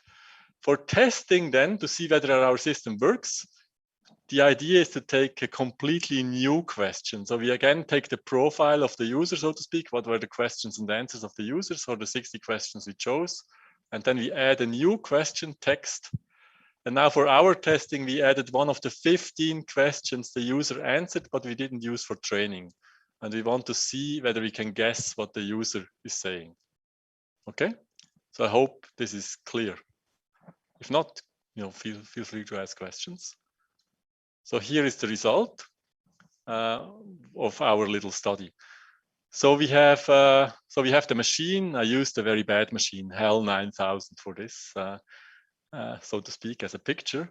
So we have the voter. So this face you see on the screen is the voter. The voter has 3 possible decisions, either yes, no, or neutral. So we kind of simplify the multiple possible answers, also somewhat yes and whatnot. This all goes to yes. And then don't answer is goes to neutral. And then there's also some no answers, obviously.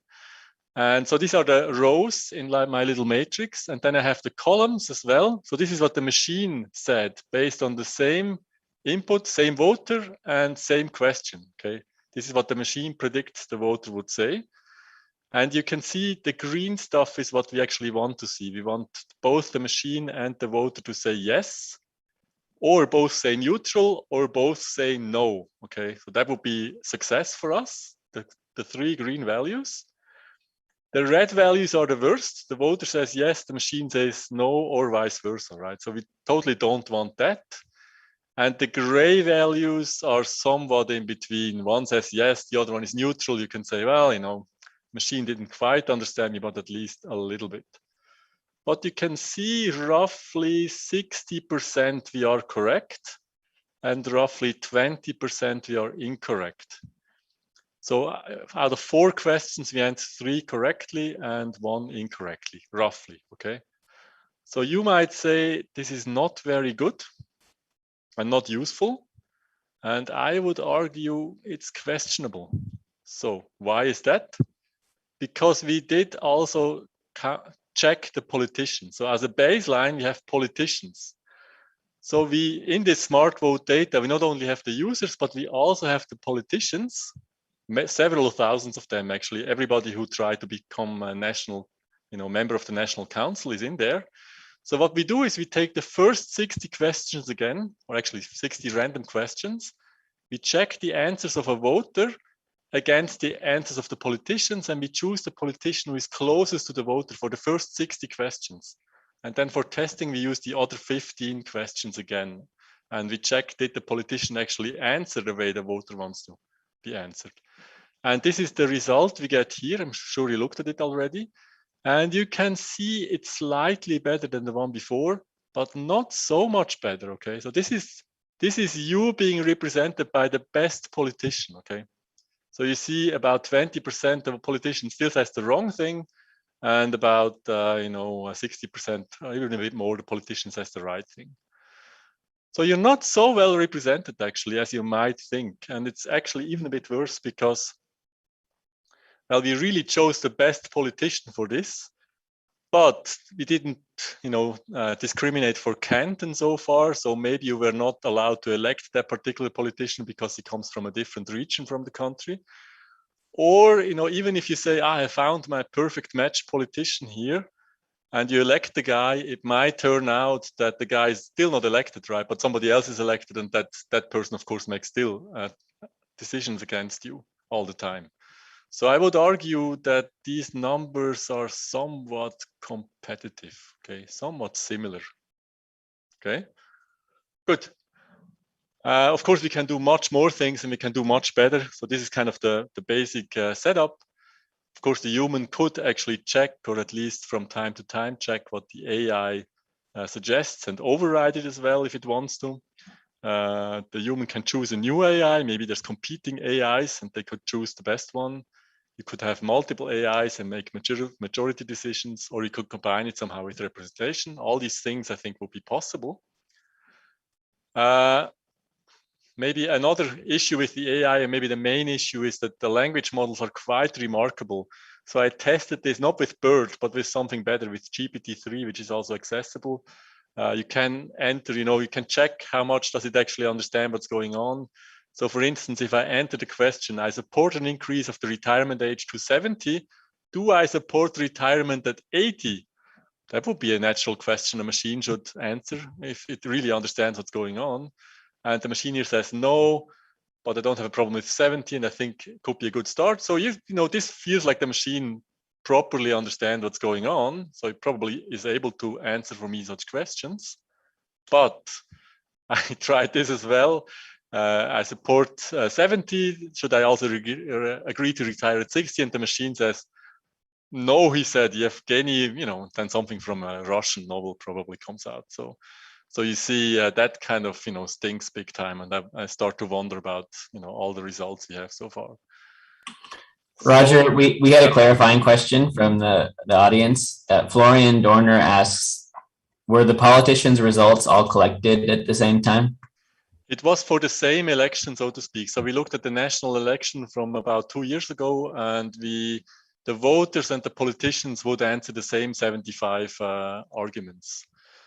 questions.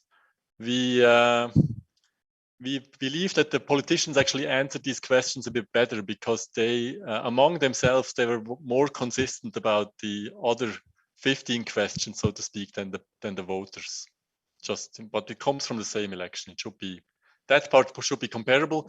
I should say, however, at this point, it's really work in progress. So, it might even still be that we find a mistake or whatnot. So let me make my last point here. And this is that I'm not so sure I want this HEL 9000 AI, so to speak, which really decides directly for the people. There's a softer version of this that we could think of. And in this softer version, the artificial model still learns what the human thinks, but then it only delegates the vote to an expert, so to speak. So it might say, looking at Roger's policy profile, it's very weird. No party really matches it well. But this is, for instance, a question about, I don't know, law and order, or this is a question about social safety and whatnot. And we believe that based on these things, Roger would rather ask this or that expert.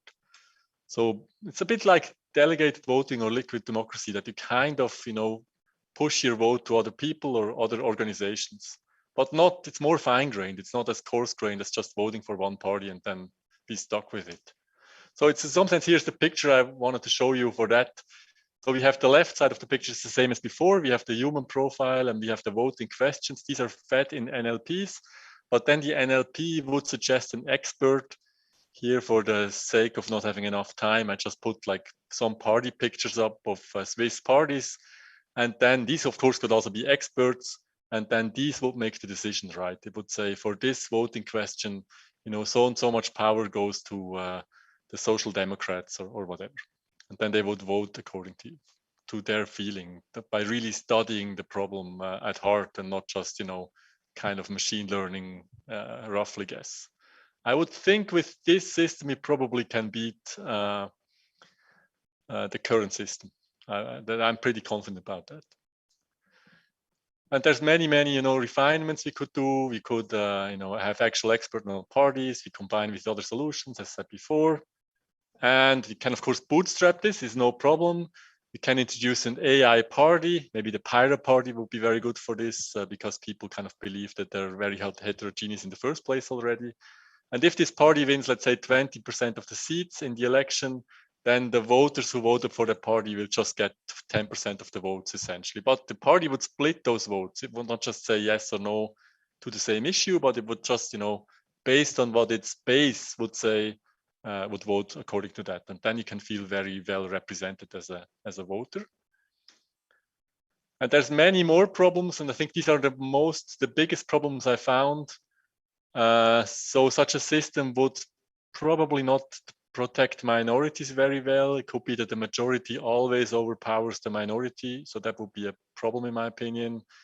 So it's very tough to do negotiating compromises this way because the system would just make decisions, but never really be able to say, well, if you combine this and that issue together, maybe you can do something better where more people could agree to.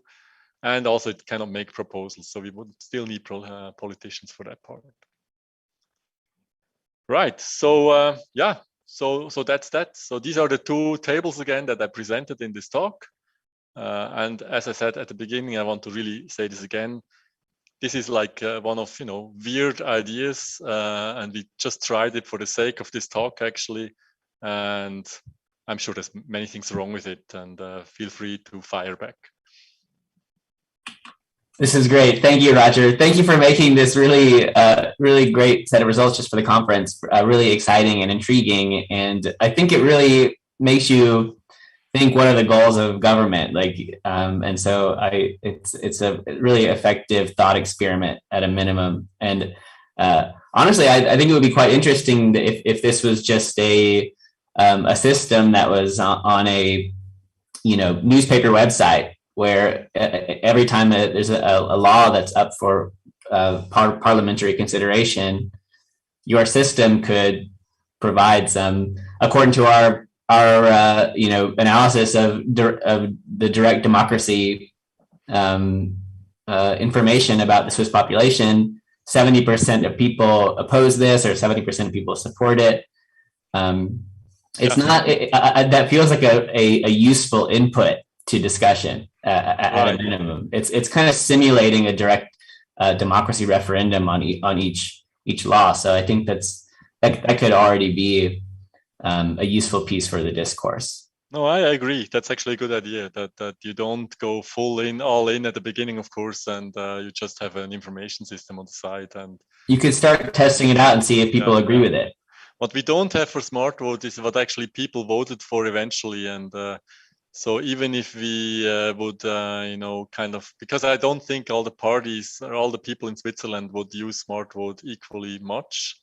So some parties might be underrepresented in some sense, or so political opinions. But that's an important caveat, right? Yeah. So if you could try to get a representative sample on smart vote or reweight it in some way, that feels like a surmountable problem, but something to think about. Right. So Deborah also asked a question whether we could see whether they delivered on their promises to regain trust. I think this is a bit simpler than what we do, right? Because their promises, right? They would usually, maybe yes, maybe you're right. Maybe you could say, based on our system, we would think that the politician, for instance, should have said yes or no to this issue, because we can, we know the opinion of the politician, even though this exact question never came up. We kind of know how the politician, based on their left, right, or whatever spectrum you have, should have answered. There's an issue of accountability, right? So if we can hold them to account, it rebuilds trust in our institutions, which is critical for good democracies. No, I think that's also possible. So to use it on politicians only, so to speak, and not on the. Because then the flip side of telling politicians this is actually what the people think, then an upcoming politician could take that content, so to speak, to fuel his or her narrative in order to win an election, but actually is lying. You know what I mean? Like there's so many I look at how humans are hacked. So.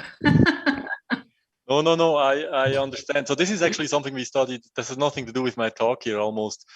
But so we looked at the question if political parties, for instance, try to be as populist as possible, in the sense that they always try to find the majority opinion, and then this would be their program essentially. Maybe that's a definition for populism. I don't know. I'm not a political science guy. But we can find, and this is a well-known paradox, that sometimes if you only had two parties, one party doing exactly what the majority always wants, and one party doing the exact opposite, that actually the party doing the exact opposite would win the election.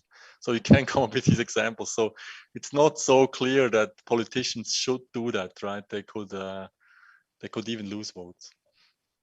Yeah. Fascinating. Thank you. Thanks.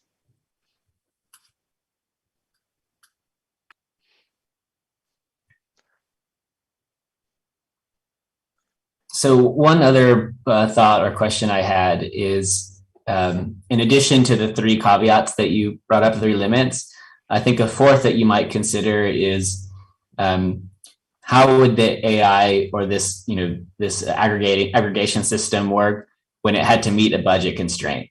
So I think that this is related to your point about, well, it will just decide and decide and decide. Once it has to make trade-offs of such and such policy will cost X, that has to come from somewhere. I think that's much more difficult to aggregate preferences through a survey. But it would be interesting to think about it if there's ways to do that through asking the respondents to prioritize issues, for example. Yeah, that's something we could also look at the voter data and to see whether voters themselves already are.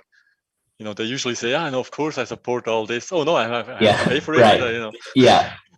But they don't bring the two things together, and we probably could look at the voter data and see whether we find lots of evidence of that, even without the AI part.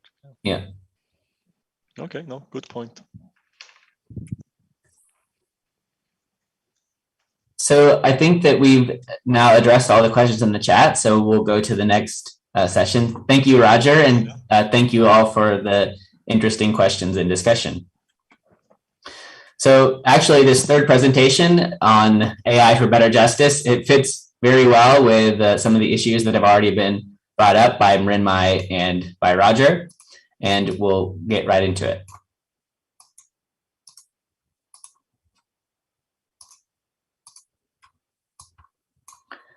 So we have just been discussing about, do we want AIs supporting teachers or replacing teachers? And second, we asked, do we want AIs replacing politicians? And there's been surveys along these lines. One recent one has shown that people actually trust robots more than themselves or human financial advisors with investment advice. Another one found that 64% of people would trust a robot more than their own manager. And third, and most closely to what Roger was talking about, 1 in 4 think robots would do a better job than human politicians, a survey of UK consumers finds. So we're already halfway there to getting a majority for Roger's idea. But in this chat today, I'll be talking mostly about AI for judges and for legal decisions. And we can all imagine, and we've heard a lot of hype about this, of a robot judge or a court-appointed chatbot. Is AI threatening the legal profession in terms of replacing lawyers and other legal officials? There is, this is not unreasonable to have this discussion, starting with, there's tons of evidence of human judges making mistakes or being biased or at least being inconsistent. One example I like from the US asylum courts is that depending on which court you end up in, basically which airport you fly into as an asylee, you might have a 50% chance of being denied or a over 80% chance of being denied. And this isn't just differences across courts. Even within the same court in San Francisco, where you're randomly assigned to a judge when you come in as an asylee, if you get one judge, you'll get a 91% chance of getting asylum. But then if you get the bad judge, you only have a 3% chance of getting asylum. And so, these judges, they're not following some objective sense of the law and making these asylum decisions. And this problem isn't just in the US. I can talk about this more in the Q&A if there's interest in it, but there's some related research even from Switzerland that in the Federal Administrative Court for asylum decisions, which judge you get will make a big difference in your chances of getting asylum. So could we have robot judges come into the courts and help human judges be more consistent? I want to show you an example of this and how robot judges can support just more effective human decision-making in the context of anti-corruption policy. So in ongoing work with Sergio Galetta from Bergamo and Tommaso Gemoni, also from ETH Zurich, we are building an automated corruption detector. Our context is Brazil because there's nice data in Brazilian municipalities where there's a set of corruption audit data where large teams of auditors went to these to local municipalities, at those that were selected randomly by lottery, and spent 2 to 3 weeks looking for corruption, looking through the books. This is an expensive process where each individual audit session costs about 85,000 francs to do. So it's at significant agency expense, but they find a lot of corruption. So about half of audits of these municipalities reveal serious corruption, such as illegal procurement and fraud. We show in our work that we can take the local budget features from these municipalities, which we have 800 variables about revenues, expenditures, debts, and liabilities. And we show that we can take this budget accounts data, take it to new municipalities that the model hasn't seen, and we're able to predict the detection, the presence of corruption.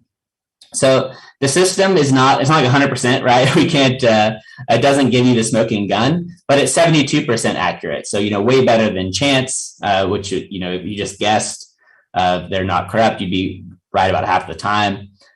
This isn't accurate enough to send someone to jail, but in terms of allocating where auditors should go, then, this is going to, we're going to show in a second that this will make auditing much more effective and efficient. So there's an immediate policy payoff in that we can detect probable corruption nationwide. So under the audits, we could detect actual corruption in a minority of municipalities, but using this corruption detection machine, we can detect probable corruption or risk of corruption for all municipalities in Brazil. So in this research, which we've written up in a working paper, we experiment with replacing random audits with audits targeted by predicted corruption risk. So under the status quo policy, about 200 municipalities would be selected in a year randomly to be audited. So rather than do that, we just take this, the top 200 by predicted corruption probability. To compare these policies, you can see it quite simply in this figure. Under random audits, you get about half of the audits detect corruption and half don't.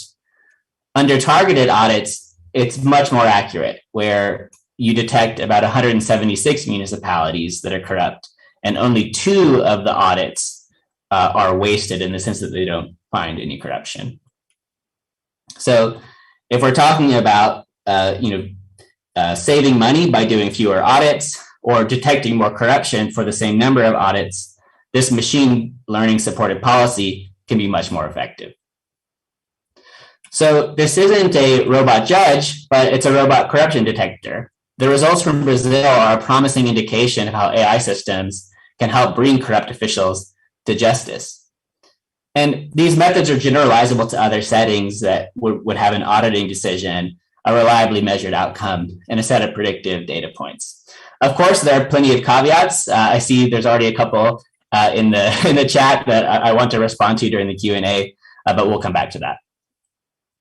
So revisiting this question, using robot judges to help human judges be more consistent, more effective in their jobs, at least in the case of this limited anti-corruption policy support, I think it seems like a good idea. But we also want to approach the issue of bias. So human judges are biased, and if we take robot judges trained to replicate human judge decisions, will those also be biased?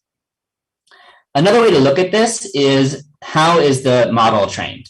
So revisiting Mrinmai's discussion of AI-supported education, if we train an AI system to grade essays by replicating the scores given by teachers, if those original teachers were biased against some groups of students, then the essay grading software also will be. So that's something we have to keep track of. Similarly, in medicine, medical decisions about diagnosis and treatment, if they're biased against some groups of patients in the data, then a medical robot trained to make such decisions will also be biased. And then moving back to the courts, in the case of criminal risk scoring, blacks and whites who are otherwise identical are treated the same, and you can, the different disadvantaged minorities will vary across context. But in the US case, black defendants tend to be rated as more risky because they have a longer criminal history. But that criminal history was produced by a biased system of police and judges and prosecutors. And then also these criminal risk scoring systems are measured as, they're trying to predict whether someone will be rearrested again. But if police are more likely to rearrest these defendants, that bias in the system will then get baked into the criminal risk scoring algorithms, which you can see there could be this vicious cycle. So there's now a new and exciting a set of research in AI fairness on how to take these algorithmic decision systems and make them more fair.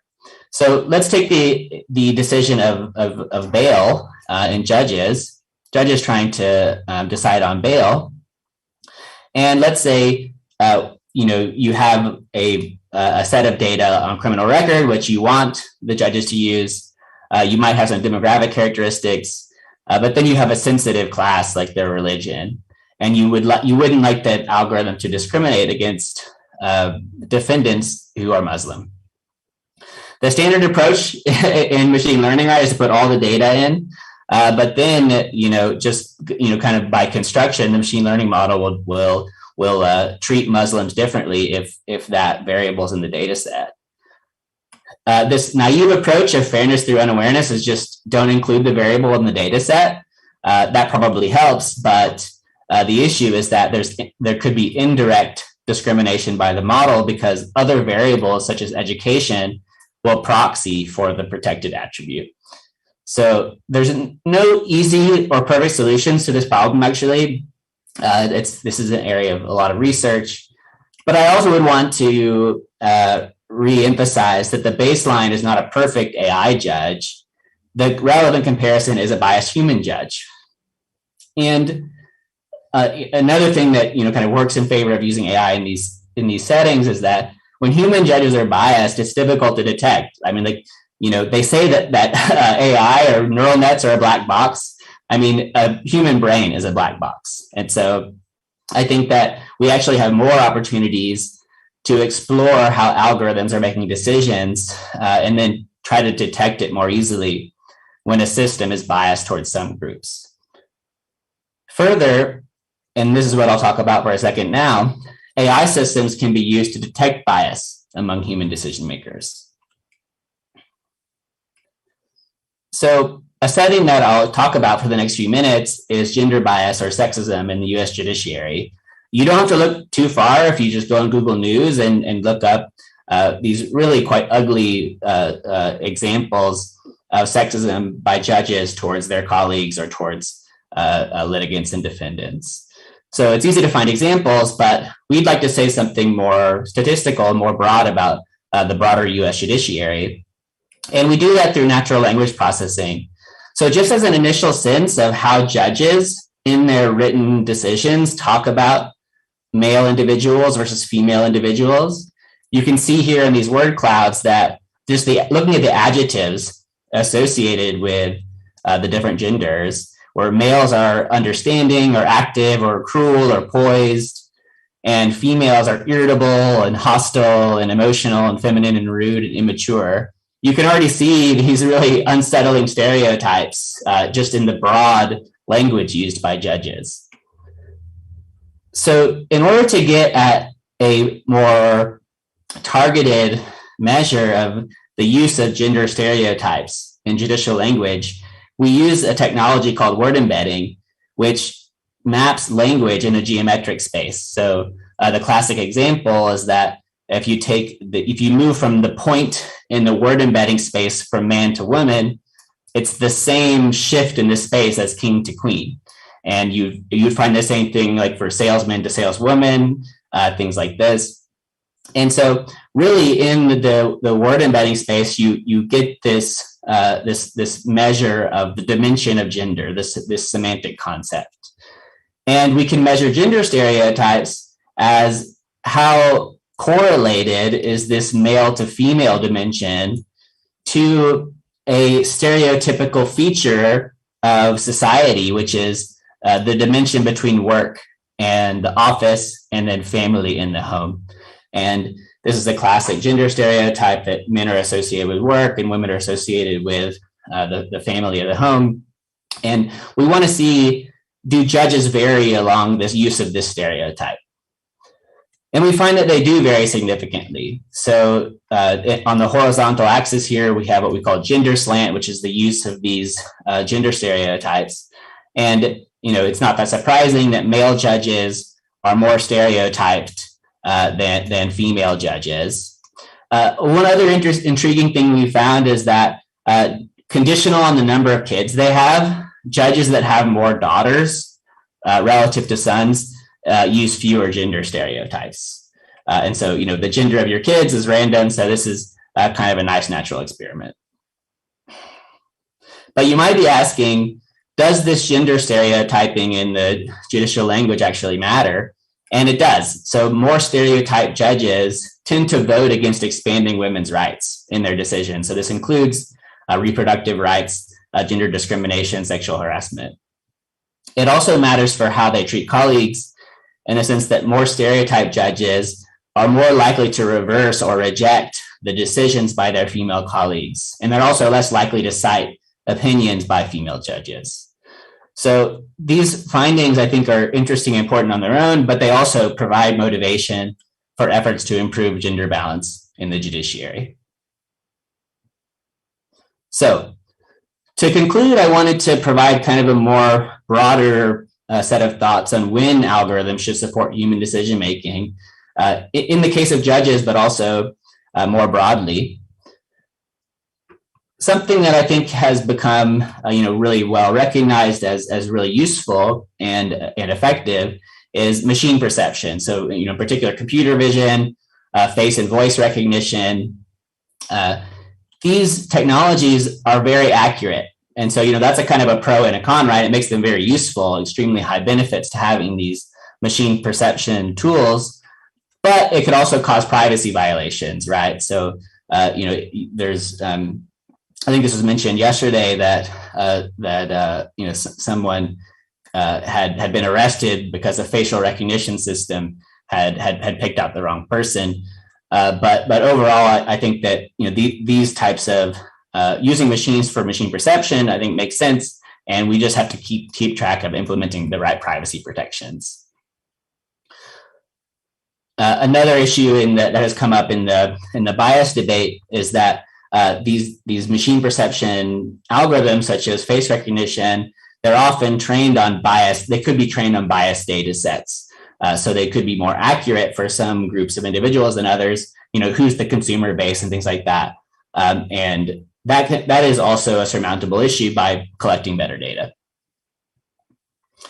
Something that is kind of going up a level of potential problems and controversy is making decisions based on past behavior. So, copyright infringement detection, automated essay grading, as we discussed, medical treatment decisions, or corruption detection, like the example I showed from Brazil. These are subjective, and so some error is inevitable. These aren't perfectly binary categories. But it is the case that, and we've seen examples of this, that human judgments are highly correlated with what the AI gives. And so those predictions could be useful. But a repeated issue that you will find when you start introducing decisions based on AI is that there are reward systems. And so in the case of automated essay grading, I'll put some examples in the chat, but you can get a really good grade on some of these essay grading systems by just repeating long words over and over again. Writing really terrible essays, but getting a good grade. And so these can be kind of brittle. And so the lesson is that the systems have to be monitored, updated, and then also you might want to randomize things just so that people can't perfectly game the system. The third and most difficult set, I think that the biggest challenge for policymakers, something that we should be really careful about, is making decisions based on predicted future human behavior. So these include jail or release based on predicted recidivism, policing allocation based on predicted neighborhood crime, or nominating or promoting judges based on their gender attitudes measured from text. So I would be very careful about doing that. These decisions are going to influence the subsequent choices and behavior of the targeted individuals. And this makes it where you can't monitor or evaluate the impacts of a policy because it will change decisions. And also in all of these cases, errors are costly, and these strong incentive responses make them risky, and they can have unintended consequences. So these are the sets of decisions that I would encourage policymakers to be most careful about. So that's my presentation, and questions and comments are welcome. So I'm going to start with the chat. Deborah, can I unmute you for your question?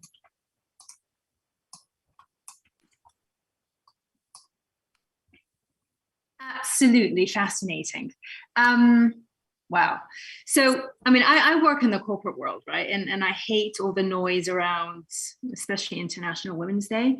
Do you know anyone who's found similar findings or is doing similar research in biased male senior execs disregarding women?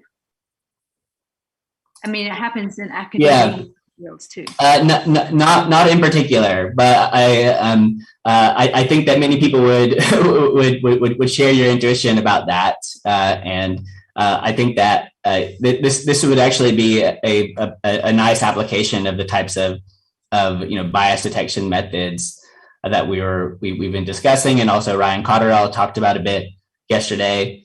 And if you could think of a corpus or a collection of these types of communications, then I think that would be an exciting follow-up study.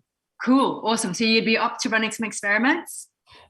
We're always looking for new domains to apply these tools, and awesome. that would be a great one. I'll be in touch. Thanks so much. Brilliant. Great.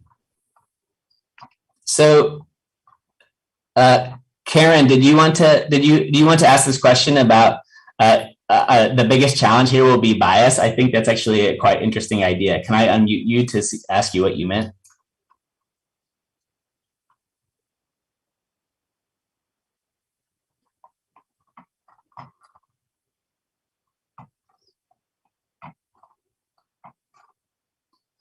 While we're waiting for Karen, Milena, I'm going to unmute you to ask your question. Yeah.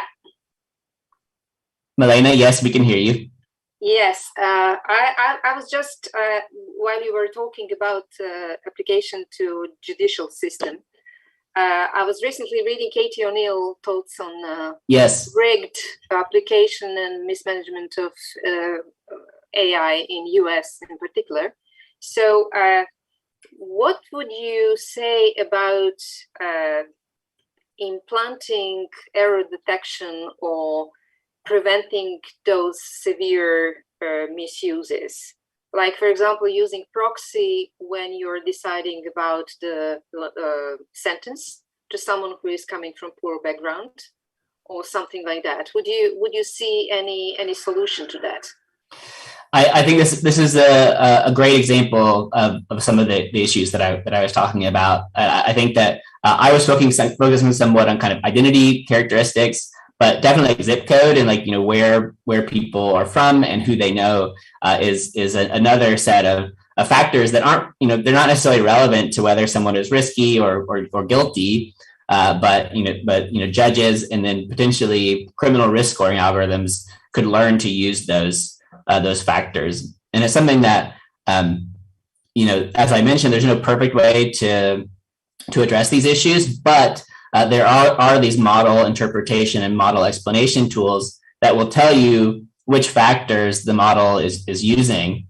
And so then you could actually use that to explore how AI is making its decisions and, you know, figure out if it's actually using the set of factors that we would like it to.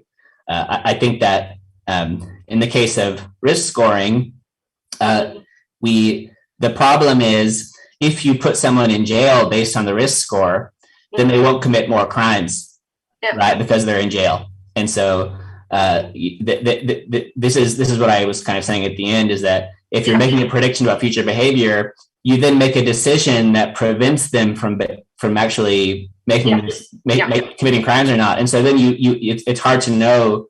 You can't figure out whether you made a mistake or not. Yeah, funny, but while you were talking, it triggers another similar example, because I'm dealing with computational psychiatry. For example, when we are talking about clinical decisions, I strongly believe that the human must be in the loop. I will tell you why. For example, the whole system, how we define clinical diagnosis, for example, in mental health care issues, is rigged. Because it isn't working, and many psychiatrists are aware of it, and they are trying to find out some other ways. But for example, we were facing another problem from a machine learning perspective. We were trying, actually we had 2 projects already, we are still working on it. To detect, for example, bipolar depression is very tricky because it is very complicated, and you cannot actually make the clear cut between diagnosis and variables, because in the end you have to decide and do algorithm again for every single person. But another thing is discovered that, for example, if you have completely fresh view on the characteristics of people, you can find that, for example, different diagnoses actually have the same features.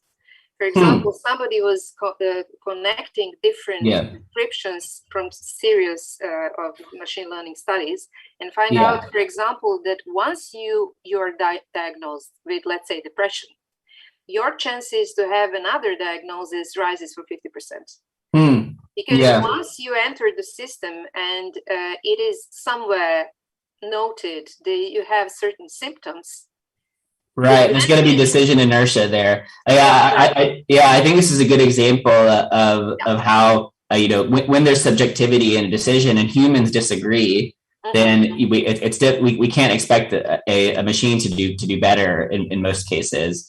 And I think that what you're pointing to of people that have the same characteristics or the same symptoms getting different diagnoses but based on their history is a problem that a machine learning model actually might help with, because it could easily detect. This is the idea of AI systems being able to detect these divergences or biases in human judgments, because you could easily find these cases where, based on the clinically relevant factors, the decision should be the same, but they're not. And so that's an example where you could see some benefit. No, thank you. It's extremely interesting for me. Great, thank you, Milena, for your question. Let's keep in touch. Yeah, very good. So I think we have time for one more question. Filippo, do you want to add something? I can unmute you. Sure, thank you. No, I thought this was fascinating. I was wondering if I think that one of the trends in policy really is to like bake into the system an option of having a human step in and take over the control over the decision. And I was wondering if you have any thoughts on when would this be ideal, when this wouldn't be ideal, and whether this will be even be dangerous if you're actually correcting for biases in the decision in the first place. But thank you. Yes, this is a major issue, and actually one of the presentations at the academic paper workshop last night was about this. I think it's I would say it's a little bit too early to tell. It feels like putting AI making AI the first and final decision maker at this point. It feels too early. But on the other hand, I can see your point that there are some judges who we might fix few mistakes if we just allow human judges to override them. And indeed, there is some evidence that when these risk scoring measures are introduced, human judges don't use them very often. But this is overall an important area for future research. There's a lot to be done, and this is also related to Oriana's question of communicating the uncertainty about AI predictions and decisions.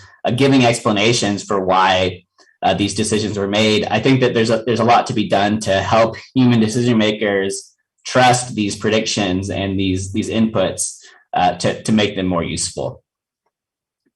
So this is actually a very nice time to conclude this session. Thanks everyone for the really interesting questions. Thanks to Roger and Renmai for the other great talks.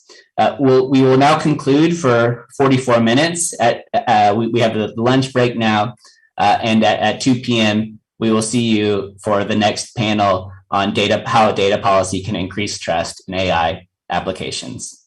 Thank you and see you soon.